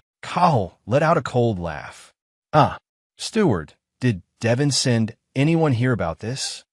A steward standing by the door bowed nervously. Young master hasn't sent anyone since he went to the capital. Cahill's eyes blazed. Something this serious, and he didn't even think to seek my approval? So while I was bedridden, the only one caring for me was my daughter. Bring Devon to me at once. Lydia gently placed her hand over her father's. Wait, father. She lowered her gaze. I didn't want to tell you because I feared the shock would be too much. Cahill looked appalled. Is there something even worse? Lydia's voice turned icy. Devon already prepared your coffin in advance. Hearing that, Cahill's body convulsed, his blood pressure surging. The steward cried out from the side, My lord. Lydia also called anxiously, Father. Cahill pressed a hand to his forehead, forcing himself to endure the dizziness. I must personally send someone to the capital to confirm this. Thank you for telling me. He turned to the steward. Make sure word of my recovery does not reach the capital. The steward bowed. Yes, I understand. Lydia touched a finger to her lower lip. Father is obsessed with bloodline. He always insisted the heir had to be his biological son. That was why he had always been lenient with Devon. But this time, he would never let Devon off. The curtain on revenge had already risen. The relationship between Devon and father would surely be damaged. This would be the starting point of my revenge. As though all hardship had been a lie, peaceful days passed at Lord Evans's castle. Lydia and Maria walked through the streets laughing. Maria carried a shopping bag when someone suddenly appeared. Oh! He stopped the two women. Where are you ladies headed? Lydia answered. We're going to buy some baby things. I heard there aren't many good shops at the frontier. Byron smiled. You've adjusted quickly. Maria said cheerfully, we started a little club. Byron asked curiously, what kind of club? If it sounds fun, I want to join. The two of them gave a thumbs up, their smiles bright. A club for people with absolutely terrible luck with men. Lydia had told them everything about her broken engagement. She explained, anyone can join, as long as they swear an oath. An oath never to fall in love again. Aslan watched their retreating figures. Is she really planning never to see anyone again? Wouldn't it be better just to improve her taste in men? Lydia suddenly turned around. Her gaze met Aslan's. Sir, did you want to say something? For a moment, Aslan faltered. No. The spy who went to the capital has returned. Lydia was startled. What? This was completely new information. Aslan and Lydia walked side by side along the corridor. Aslan said, I had only heard of that medicine, but I never expected it to work so quickly. Earlier, I saw the Marquis already able to walk. Honestly, I was shocked. Lydia gave him a confident smile. So, well. Aslan looked puzzled. What do you mean, well, miss? Lydia's smile deepened. Do you believe me now? Aslan's gaze settled on her. He stared and said, If I didn't believe you, I wouldn't have saved your life. Lydia's cheeks flushed red. But at first, you didn't believe me. A faint, almost imperceptible smile appeared on Aslan's face. Lydia closed her eyes. Her smile was sincere. Still, thank you, Lydia murmured, if not for you. I might have starved to death at the Marquis's estate. Thanks to you, everything is proceeding according to plan. Cahill roared. He not only prepared a coffin, he even commissioned a gravestone. Cancel the adoption immediately. An adoption without the head of the house's approval is utter nonsense. From behind the door, Lydia poked her head out. Father. Cahill turned and saw Lydia. Oh, Lydia, heavens. Everything you said was true. He was beside himself with rage. Those ungrateful wretches. He ground his teeth, especially Giselle. She should never have done this to me. I took in that girl who should have lived as a servant and raised her like a noble, and she dares bite the hand that fed her. The steward chimed in. Indeed, it was only thanks to my lord that she came within a step of becoming empress. But instead she seduced the young master and coveted the young lady's place. Lydia pursed her lips slightly. Of course the Marquis would be furious. The adoption would be cancelled. But if all the blame fell on Giselle alone, that would be troublesome. She turned to the Marquis. Her smile was bright. Father, think about it. How could Giselle make a decision like this on her own? Richard must have been involved in the adoption too. Cahill let out a cold laugh. I can't sit by and do nothing anymore. I must go to the capital at once. Lydia quickly tried to stop him. Wait, please don't strain yourself. Your body might. Cahill cut her off. You cured me. What could possibly be wrong now? Cahill placed a hand on Lydia's head. I'll go myself and set everything right. He looked at Lydia. You stay here and rest. Come later when things are settled. Lydia smiled and shook her head. I'd rather go to the frontier. She added piously, now that I've become a holy woman, I want to devote myself fully to this calling. A perfect lie. Cahill covered his mouth with one hand, deeply moved. Heavens, though you are my daughter, you truly are admirable. He thought to himself, why can't Devon learn from such a pure-hearted sister? A glint of satisfaction flashed in Lydia's eyes. Lydia gave a soft laugh. It seemed everything was going exactly as she wanted. Lydia gave a slight nod. Everything is going according to plan. She walked beside Aslan. The moment he reaches the capital, Giselle's adoption will be canceled. Even if Devon and I sign the papers, once the head of the house refuses, it's over. The emperor will try to persuade him, but it won't work. Lydia stopped walking, her tone certain. Because he is an extremely stubborn man. Father helped Richard. Because he believed his own daughter, me, would become empress. But he overlooked that unspoken agreement. Richard embraced Giselle and cast Lydia aside, completely shattering the Marquis's expectations. The betrayal and humiliation father is about to feel will be immense. Neither persuasion nor threats will shake him. In father's eyes, Richard is just a green young emperor. No matter what he does, father will handle things as he sees fit. Aslan looked at Lydia. She seemed happy and looked far healthier than she had in the capital. He suddenly asked, are you planning to return to the capital as well? Lydia blinked. Aslan looked away. I mean, don't you want to stay here? Lydia's eyes widened at once. Aslan stopped walking, and Lydia stopped too. He turned toward her. What I mean is, Lydia looked up at him. Sir, could it be that you're worried I'll spread your secret everywhere? So you want me to stay here, so you can keep an eye on me? Aslan shook his head in panic. What? No. Lydia touched her cheek with her fingertips, briefly flustered. Then do you mean I should stay on a Marquis's lands instead of following you to the frontier? Don't worry. Even if I go with you, I won't be a burden. I never intended to set foot in the Evans residence there. Aslan frowned. If you're not staying at the frontier estate, then where are you going to live? Lydia raised one finger. Sir Cedric said there's also a temple at the frontier. A holy woman naturally belongs at the temple. Aslan's expression darkened. The temple? The problem is that place has been abandoned for 50 years. He turned and started walking. Apparently you don't know. It's practically in ruins. Lydia hurried after him. Only the frame is left, right? I was planning to restore it together with Priest Byron.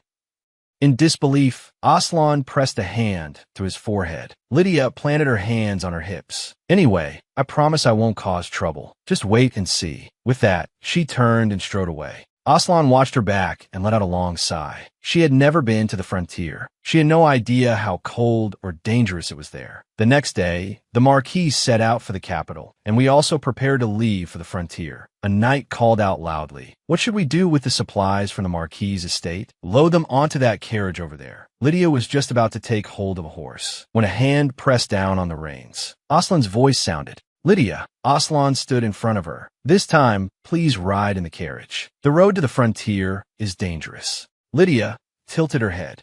"Dangerous?" A faint smile lifted her lips. "All right." The carriage began to jolt. Lydia sat inside, looking out the window. He said it was dangerous, but nothing seemed to be happening, though the road was a bit rough.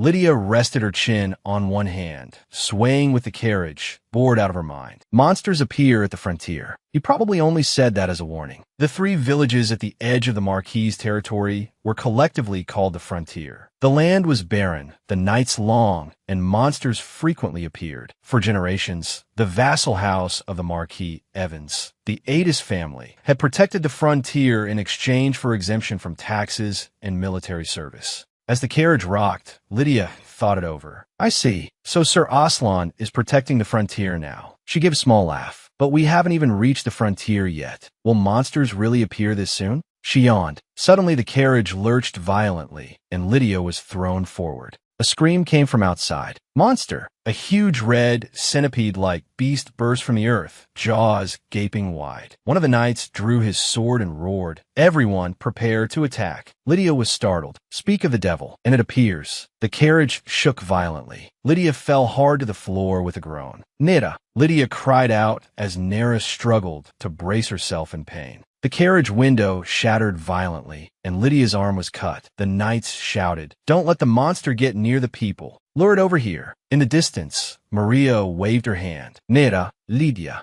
come over here quickly." Maria shouted in terror, "Run."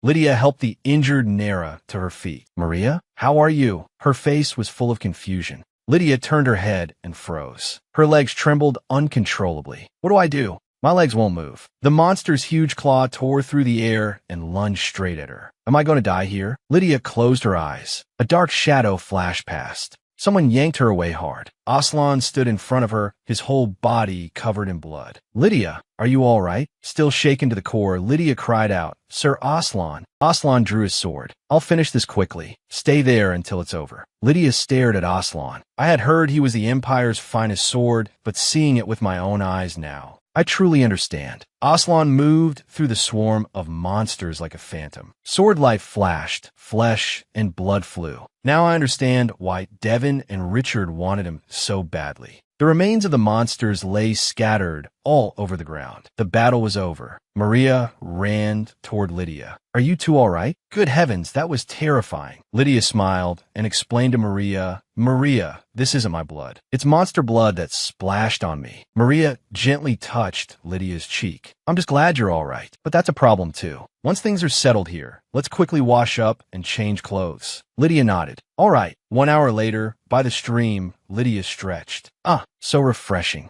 I'm finally clean all over." Maria held the clothes they had changed out of. "It's lucky there's a stream nearby. Since we're here, should we wash these two?" Lydia suggested. "Then let's wash them here as well." She suddenly turned around, then froze at what she saw. Maria covered her mouth too. Oh my! Several knights were washing themselves in the stream with their shirts off, bare upper bodies glistening as water splashed everywhere. The knights were also covered in blood, so they definitely needed to wash. Lydia and Maria walked closer holding the clothes and waved to the knights. "We'll just wash clothes over here. Don't mind us. Go right ahead." The knights nodded. "Thank you." Lydia whispered to Maria, "Maria, maybe we should wait a bit before washing. They haven't stripped all the way." "Why not?" Maria wore a mischievous grin. "And they all have such great bodies. What's wrong with appreciating them a little?" Lydia reached out and lightly smacked Maria on the head. "Maria, don't stare." Then Lydia hurriedly added, "That's far too shallow." Her cheeks turned pink. Aslan brushed back his wet black hair, and droplets slid down his firm abs. Lydia covered Maria's mouth, but her own gaze couldn't look away. "I thought Sir Aslan was the lean type. I didn't expect his muscles to be so." Maria whispered in her ear, "Miss Holy Woman, you think he looks pretty good too, don't you?" Lydia jolted. "What am I thinking? Get a grip." Maria looked at Lydia's flushed face. Lydia bit her nail. "Maria, that kind of joke is too much for a holy woman." Maria kept teasing. "The goddess would allow us to admire them. It's not like we're peeking. They're right in front of us. What can we do?" Lydia hesitated. "Is that so?" Maria answered firmly, "Of course." Then she leaned close and whispered, "Miss, whose body do you think looks the best?" Lydia looked blank. They thought they were whispering, but in reality, every knight by the stream could hear them. More accurately, they were all straining their ears to listen.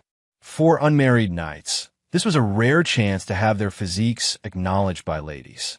Fighting spirit ignited in the knights' eyes. They absolutely could not miss this opportunity. The knights began flexing their muscles. "Take a good look, Miss Holy Woman. Behold our magnificent muscles." Aslan stood off to one side alone, watching all this expressionlessly. "They're all missing the point." Lydia fell into thought. This is hard." With complete seriousness, Lydia announced, "I think." Her heart pounded hard. All the knights held their breath. Lydia's cheeks were faintly red. She touched her cheek lightly, her gaze flickering. "In my opinion, Sir Cedric has the most perfect build." Maria laughed in agreement. "I choose Sir Cedric too." Lydia turned to her in shock. "Maria, I knew it would be unanimous." Several men in the water shook in disbelief. Cedric clenched his fist and shouted, "Yes." He sighed in satisfaction. "This feels amazing." Cedric looked toward the women in the distance. "So practical muscles really are what matter most." He turned to his companions and said, "You idiots don't understand women at all. If you're jealous, just say so. You bunch of fools." Aslan stood in the water, moonlight outlining the warning lines of his muscles. He lowered his eyes. So they like that kind of physique? What exactly do they like about it? Just because it's broad and thick? Aslan tugged at his soaked shirt hem. No. If that's their preference, then why was she staring at my body earlier? He remembered Lydia's intent gaze. She looked for so long. I thought she would choose me. Aslan stood beneath the waterfall, the current washing over him. The Emperor doesn't have that kind of body. So preference and love are two different things. The corner of Aslan's mouth tilted slightly. What goes beyond preference? That must be true love. Then he suddenly stiffened. Wait, what exactly am I brooding over? Aslan walked into the room. He greeted Nera, who was lying on the bed. Nanny, how are you feeling? Nera smiled and sat up. I was only frightened. I'm not seriously hurt. If anything, I'm sorry for delaying the journey because of me. Aslan sat at the bedside. No, the carriage needs repairs, so we decided to camp here for today. Nera nodded in understanding. Then she clasped her hands together. By the way, is Miss Lydia all right? You were protecting me the whole time, so I couldn't see clearly. Her eyes were full of concern, but she faced that monster head on. She must have been terribly frightened. Aslan fell silent for a moment, Lydia's image surfacing in his mind. Nera recalled the scene. Even in a moment like that, she used her whole body to shield me. In that memory, Lydia clung tightly to Nera. I am truly grateful. But Aslan sat at the bedside, his figure looking oddly lonely in the dim light. He lowered his head and murmured, yes. Lydia had smiled with her eyes closed. Come to think of it, what she felt for him was only gratitude. Nera nodded with relief. Exactly. So, young master, please take good care of Miss. Aslan walked out of the tent. I should use this chance to persuade her to give up on the temple and move into the frontier estate. His steps were firm. He had seen the danger of monsters with his own eyes. As long as I explain the conditions at the frontier in detail, she won't be stubborn anymore. The estate has a permanent night order station there, so it's safe. There are attendants to look after her too. It may not compare to the Marquis's residence, but it's far better than a ruined temple. He was still thinking when Cedric said to Lydia. Aslan's thoughts were interrupted. Lydia widened her eyes in disbelief. What? What did you just say? Cedric scratched his head. Miss said it would be best if you shared a tent with the commander.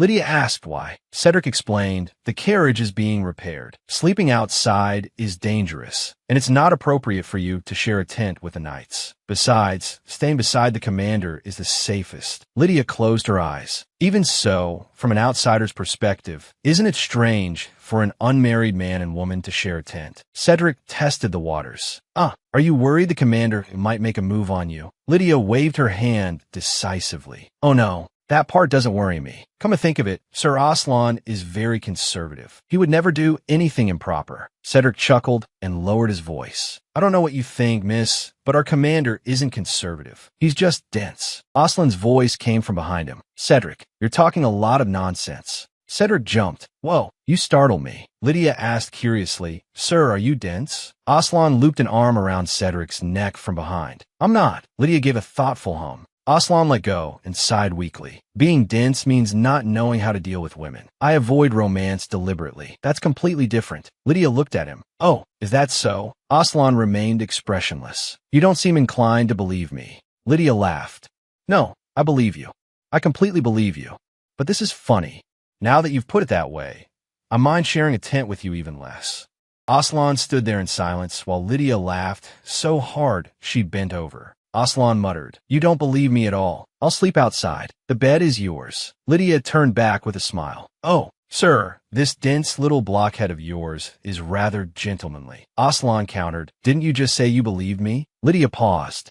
She turned back and leaned in curiously. You're so popular. Why do you deliberately avoid romance? Is it because of some secret? Aslan said nothing. His gaze darkened. That wasn't entirely wrong. If I had a lover, I might accidentally reveal the secret. But how innocent would that person be, suddenly forced to bear such a heavy secret? What kind of life would that be? Under these circumstances, taking on another person to protect would be a luxury. Lydia suddenly spoke. He has a body that cannot fulfill a man's role.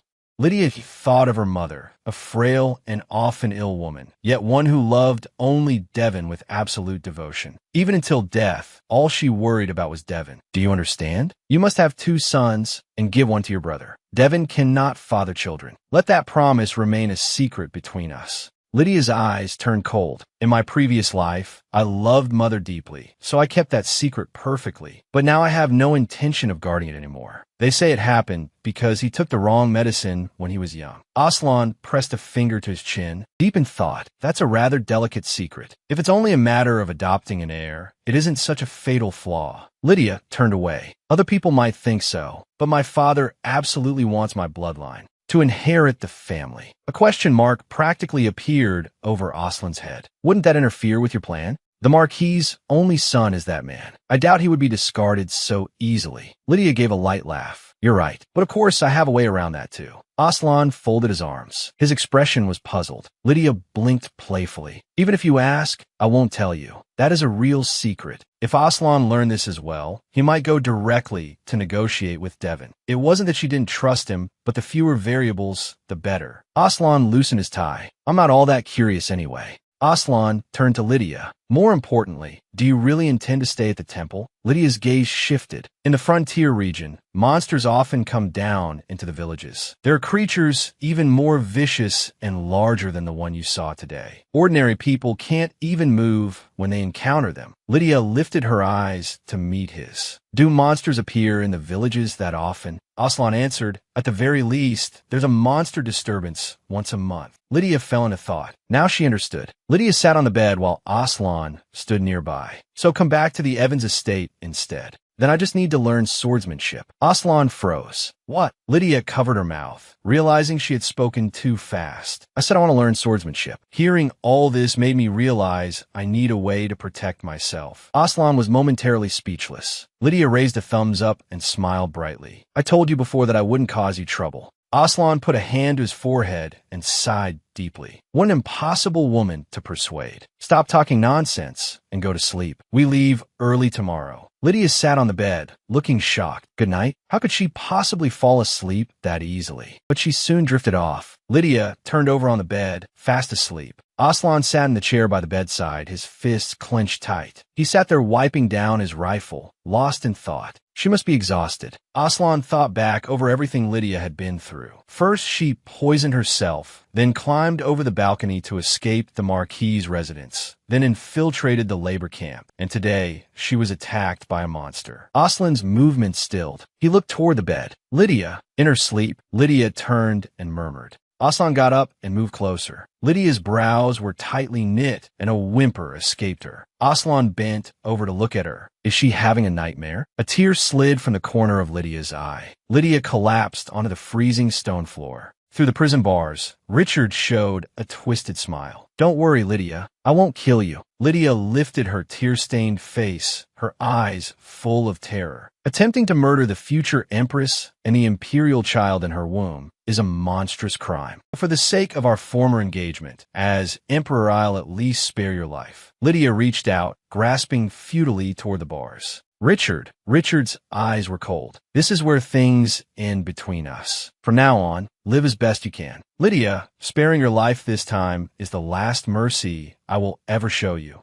Richard turned and walked away. The prison door slammed shut with a merciless crash. Lydia screamed in terror. Don't go. I was wrong. She cried out in despair. Stay a little longer. I'm so scared, Richard. Lydia stood to the side, watching coldly, looking at the Lydia of the past curled into a ball on the floor. There was not a ripple in her gaze. Richard's figure disappeared into the darkness. He never looked back, even once. Lydia clenched her fists as she recalled Richard's cruelty. What a terrifying man. Was it really so hard to look back just once? Lydia's eyes sharpened. Don't worry, Richard. I won't kill you either. I'll make sure you never know a single peaceful day. Aslan bent down and heard an indistinct whisper. Richard, Lydia called out in her sleep. Don't go. Aslan looked at her. She hates him. Aslan slowly straightened. Sunlight streamed through the window, illuminating his back. No matter how much she hated Richard, it seemed some lingering affection still remained in her heart. But what is this? This strange discomfort. Aslan lowered his head and looked at his own hand. Her feelings toward the emperor have nothing to do with me. So why is it that, whether in the valley or now, whenever I'm near Lydia, these uncontrollable emotions rise up? Under the clear sky, a grand residence stood ahead. Devon sprang up in alarm. Father is coming. A steward reported to Devon. Yes. The checkpoint informed us. He passed through the city walls earlier. Devon asked urgently. Has he recovered from white frost disease? The steward stammered. Well, Devon waved his hand. Forget it. Move the coffin first. I'll go greet Father. The carriage stopped before the residence. The steward helped Cahill down. Father, heavens! What is this? Devon spread his arms and rushed toward him with a broad smile. You've recovered completely? I can hardly believe it's seeing it with my own eyes. Father. Cahill looked at Devon, his expression complicated. Devon stood on the steps. Yes, Cahill demanded. Do you really intend to register Giselle into our family? Devon stood with his back to him, hands clasped behind him, saying nothing. A faint curve tugged at the corner of his mouth. Then Devon lifted his eyes and showed a gentle smile. Father, let's not discuss this here. Please come inside. He gently supported Cahill by the arm. I'm worried you might faint again. The door opened with a creak. Cahill entered with the steward supporting him, while Devon stood by waiting quietly. A thin sheen of cold sweat broke across his temple. Good thing the coffin has already been moved. It will be troublesome if he found it. Devon turned to the steward. Father doesn't look well.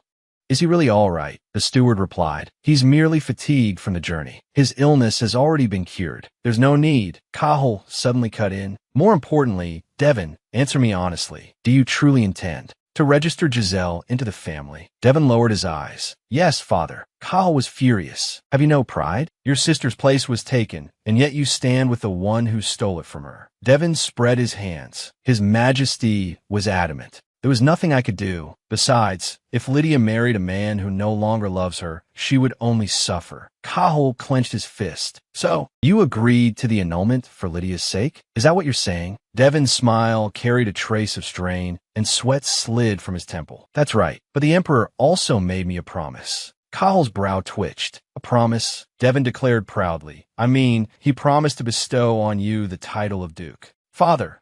Cahill suddenly raised his hand and slapped Devon hard across the face. Devon staggered from the blow. What's there to be angry about?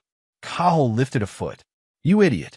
You ambition-blinded fool. You're going to drag our entire family into ruin. 2 days later, at the frontier, Lydia looked around. The crowd bustled around her, and she wore a smile. This was the beginning of her new life. A beginning without betrayal. But why is the village in such disrepair? I thought the fighting during the coup never reached the frontier. Lydia looked over the surrounding ruins. The buildings themselves were still intact. She called out to one of the knights. Sir Cedric? Cedric turned around. During the rebellion, half our knights deserted, so we couldn't defend against the monsters effectively. A bitter look crossed his face. But the commander is back now. We should be able to restore order. Lydia nodded thoughtfully, then gave a light laugh. It's obvious. Sir Aslan is indispensable to the frontier. Cedric answered, in a way, yes. A villager ran up excitedly and tightly embraced one of the knights. Several other men gathered around too, their faces full of joy at the reunion. Lydia stood quietly with her luggage, watching the scene. So they recognized them. They must be old retainers of the Adis family. Lydia klippte hier beitsheitsli. That's wonderful.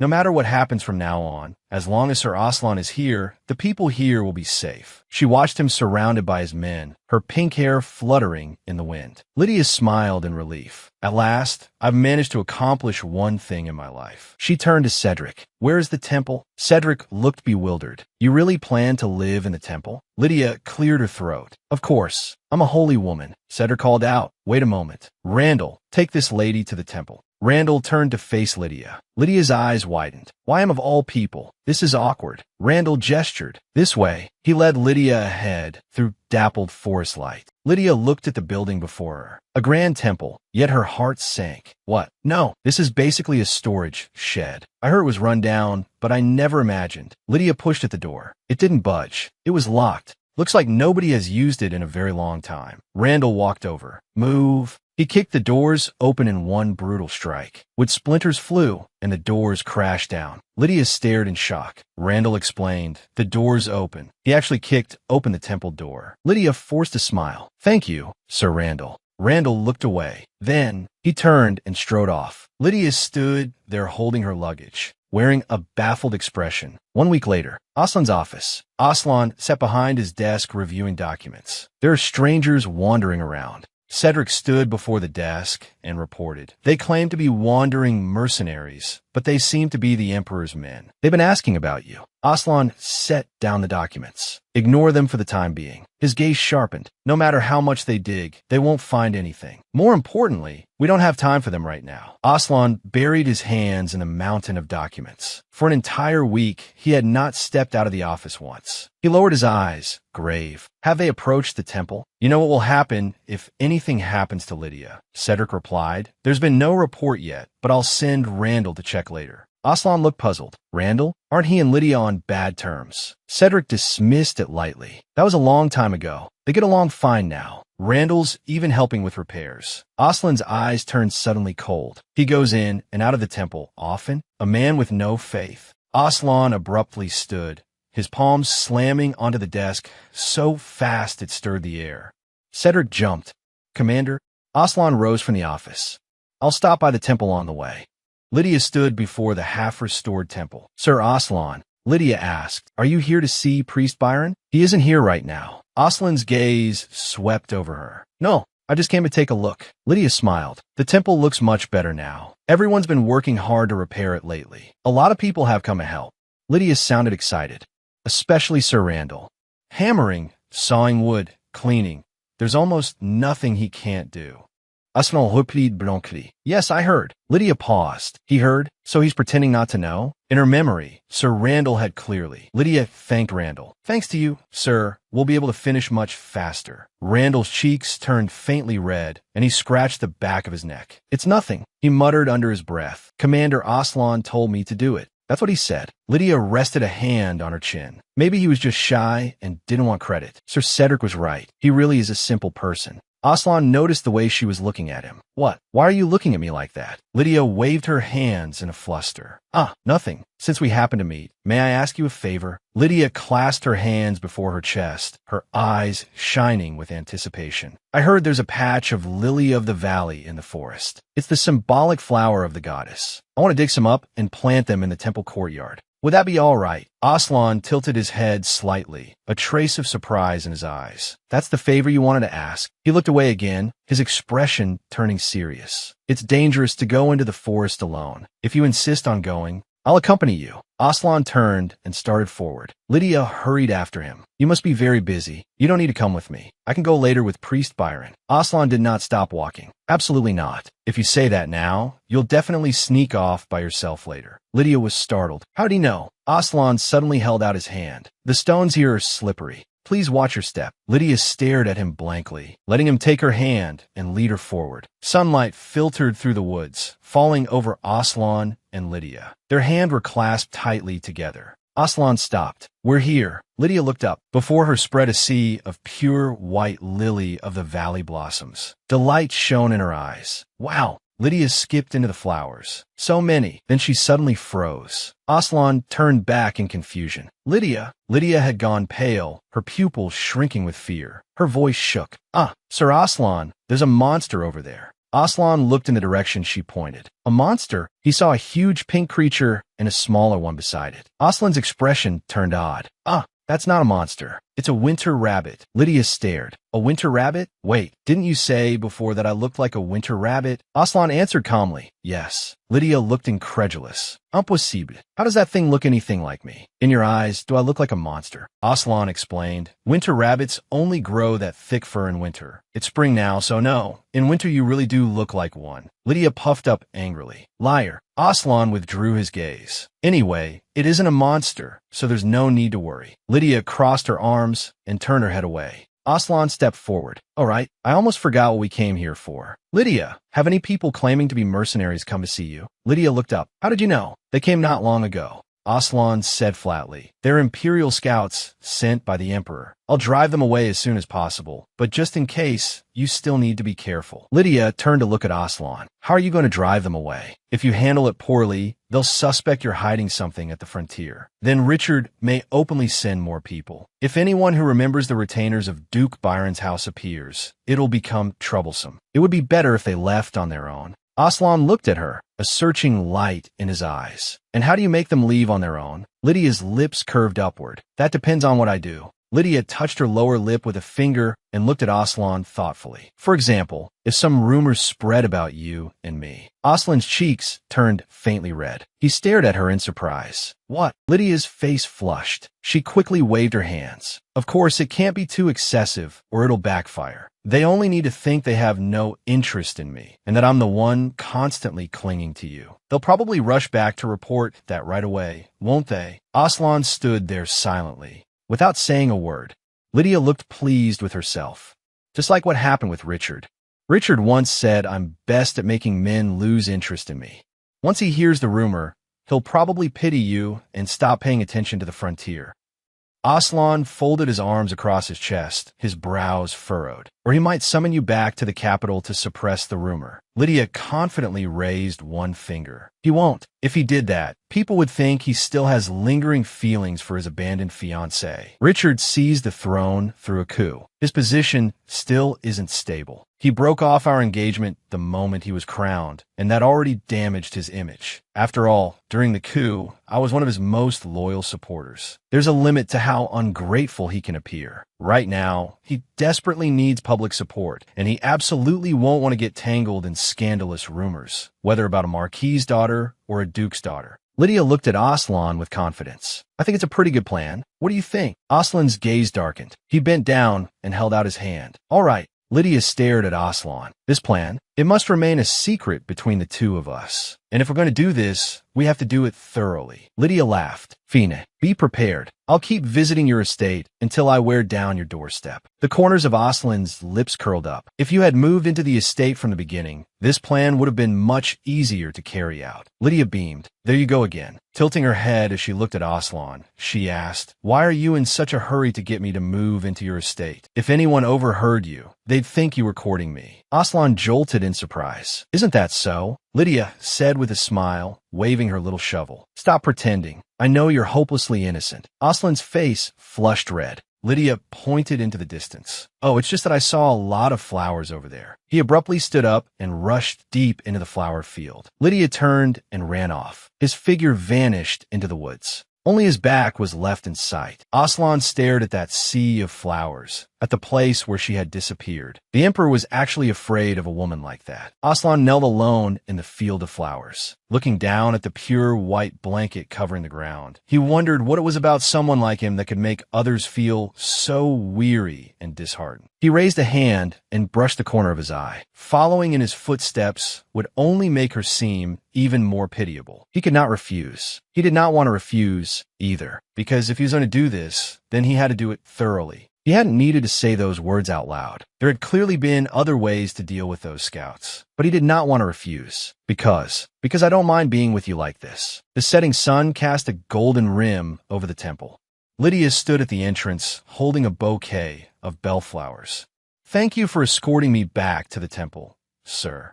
She stepped closer to Aslan. "But you know, don't you? You can't keep being this kind anymore. It's my turn to pursue you now." Aslan's cheeks turned crimson. He averted his gaze. Lydia extended her palm. "Be firm. This isn't courtship. It's close surveillance. Otherwise, it'll ruin our plan. For the sake of our shared goal, please cooperate." Aslan gave a slight nod. "I'll try." Lydia suddenly remembered something. "Oh, right. Thank you for sending Sir Randall over." Aslan looked confused. "Randall?" Lydia smiled and explained. "Yes. Didn't you send him to help clean the temple? I just heard about it." Aslan thought, so that brat Randall acted on his own and used me as an excuse. Lydia smiled brightly. "I know you're shy and want to hide it, but I still have to thank you. I should clear things up, tell her it wasn't me, that Randall was lying. However, I don't want to say it." Aslan raised a hand to cover his mouth. "Very well, then I'll take my leave now." Aslan walked alone through the courtyard. It was already late. I only told Cedric I was going to the temple. The afterglow lit Aslan's profile. He recalled the promise he had made with Lydia, to pretend to push Lydia away. Lydia sat on the grass, lightly stroking her own hair. "Pretend to like Sir Aslan." She softly hummed a tune. "Can I really succeed?" The day of my coming-of-age ball was the anniversary of my mother's death. In the ballroom, the guests chatted and laughed. Lydia stood alone in a corner.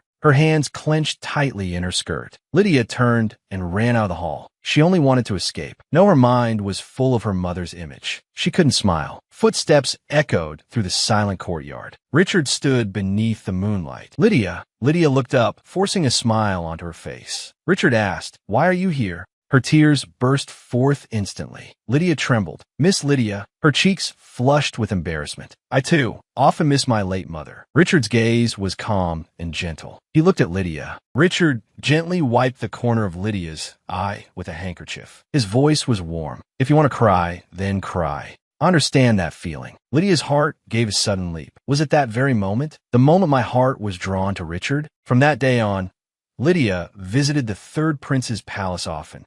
Their relationship spread among the servants. Then came the engagement, betrayal, imprisonment, rebirth. Lydia shuddered all over.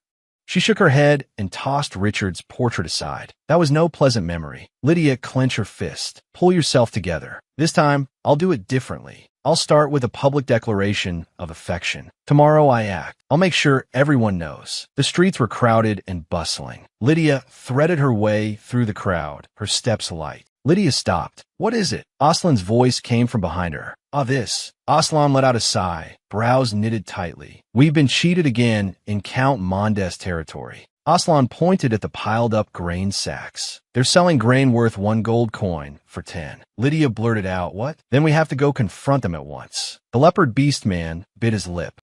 It's hard to keep transporting grain into the borderlands. Monsters are very sensitive to the smell of food, and the Count's territory lies across the river, so the only place we can buy food is in the Count's domain. Even if we want to buy seeds and grow it ourselves, the merchants won't sell them. They're hard to get. Lydia's eyes turned cold. "They know you can't fight back, so they're taking advantage of you. Does the Count know about this?" The leopard beastman replied, "I guess not. The Count stays in the capital year-round, but the steward managing the territory definitely knows." Lydia rested her chin on her hand, eyes sharp. "Count Mond is in the capital. I've never seen him at any gathering. He probably isn't anyone especially powerful. His family's influence is far below that of a marquis." A cold smile curled on Lydia's lips. "Then it's time. No longer as a holy woman, but as the daughter of Marquis Evans. Time for my long-awaited return." Lydia turned to face everyone, spreading her arms with a radiant smile. "Who wants to come with me to Count Mondes territory and make a scene?" A few days later, a carriage jolted along a forest path. Inside, Lydia sat gracefully,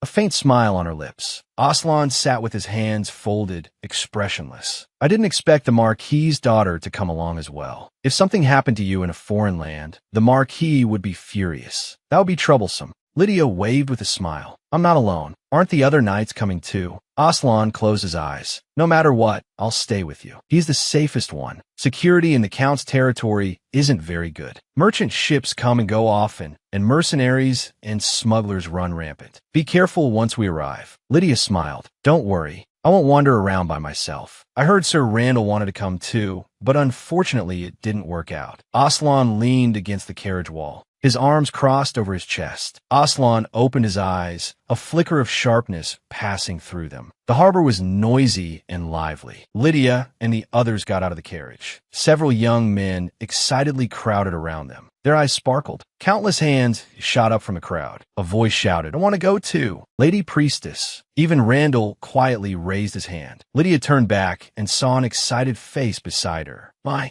everyone's so enthusiastic." Aslan spoke coldly. "If everyone leaves, there'll be trouble at the border. Only a few are going." He raised a hand and pointed at the crowd. "Cedric, and those 3 over there. You 4 are coming with me." Aslan turned and walked away. There was no need for him to single out names like that, throwing a petty fit at his own subordinates. Could Randall have noticed? Aslan spun around abruptly, looking tense. "Notice what?" Lydia blinked. "Oh, right. Where's the list I asked for?" Aslan let out a breath of relief.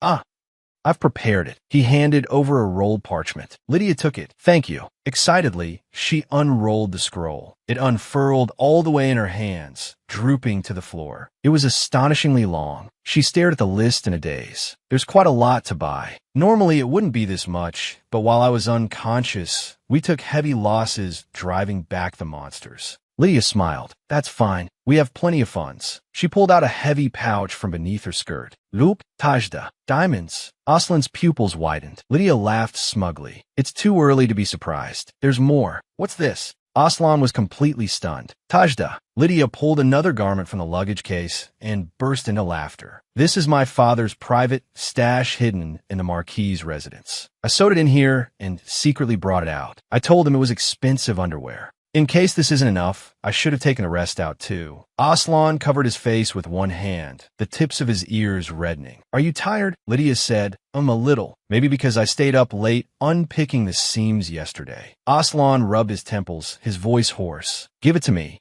I'll do it. Lydia hesitated. What? But Aslan said it's fine. Go to sleep. Stirring up trouble in the Count's territory will take energy. Lydia smiled. Then I'll nap for a bit. Thank you. Counting this as thanks. If you secretly pocket one or two, I won't say anything. Aslan said, I won't take any. The carriage rocked gently. Lydia leaned against the carriage wall and fell asleep. Aslan picked up the diamond stuff garment, his fingertips brushing the threads. Quietly, he began to take it apart. He covered his face, his fingers trembling slightly. What on earth am I doing? Lydia parted her lips slightly as her eyes reflected the distant castle. Wow! Aslan stood beside her, his gaze calm. Sunlight poured over the rooftops of Mon County. Rows of neatly built structures stretched to the end of sight. Lydia looked all around. There was a shopping street, restaurants, even farmland. Only a river separated it from the frontier, yet the standard of living was worlds apart. Lydia's thoughts churned. The territory may be small, but it's a treasure. By rights, Count Mon should be widely known. Why have I never heard of him? How strange. But that doesn't matter right now. Lydia's lips lifted, her eyes gleaming. Marin, first to the boutique. Lydia's eyes were resolute. For the next week, I'll turn back into that infamous Marquis's daughter, a willful, stubborn, spoiled girl. The plan is this. Lydia put on sunglasses and spent money wildly, spreading rumors that I'm still being funded by the Marquis's house. She would pretend to be a clueless, pampered young lady and deliberately let people overcharge her. Once news of my arrival reaches the steward, Lydia poked her head out from behind the door, her face full of anger. I'll make a huge scene and drag that man out. A sly smile appeared on Lydia's lips. With Sir Aslan following me, it'll be even easier. I'll order him around like a bodyguard and drag him everywhere. It'll make me look childish beyond belief, and at the same time, I can spread rumors that I'm infatuated with him. To do that, first I need... Aaron stood on the street corner, waving at them. Priestess, this is the best boutique in the whole county. Of course, clothing. Spoiled young lady mode activated. Lydia crossed her arms. Really? Then let's go in. A foot in blue-green heels stopped at the doorway. Aslan suddenly grabbed Lydia. She looked back at him in puzzlement. Lydia lowered her voice. Sir, from now on, please act as though you were dragged here against your will. Aslan froze. What? Lydia leaned close to Aslan and whispered, you need to subtly show that. You're annoyed by everything I do. Aslan looked utterly baffled. Lydia remained expressionless and sighed. If that's too hard, then just keep a blank face, all right? The bell above the door rang. A woman with short brown hair came forward with a bright smile. Welcome. But the moment she saw Aslan, she froze.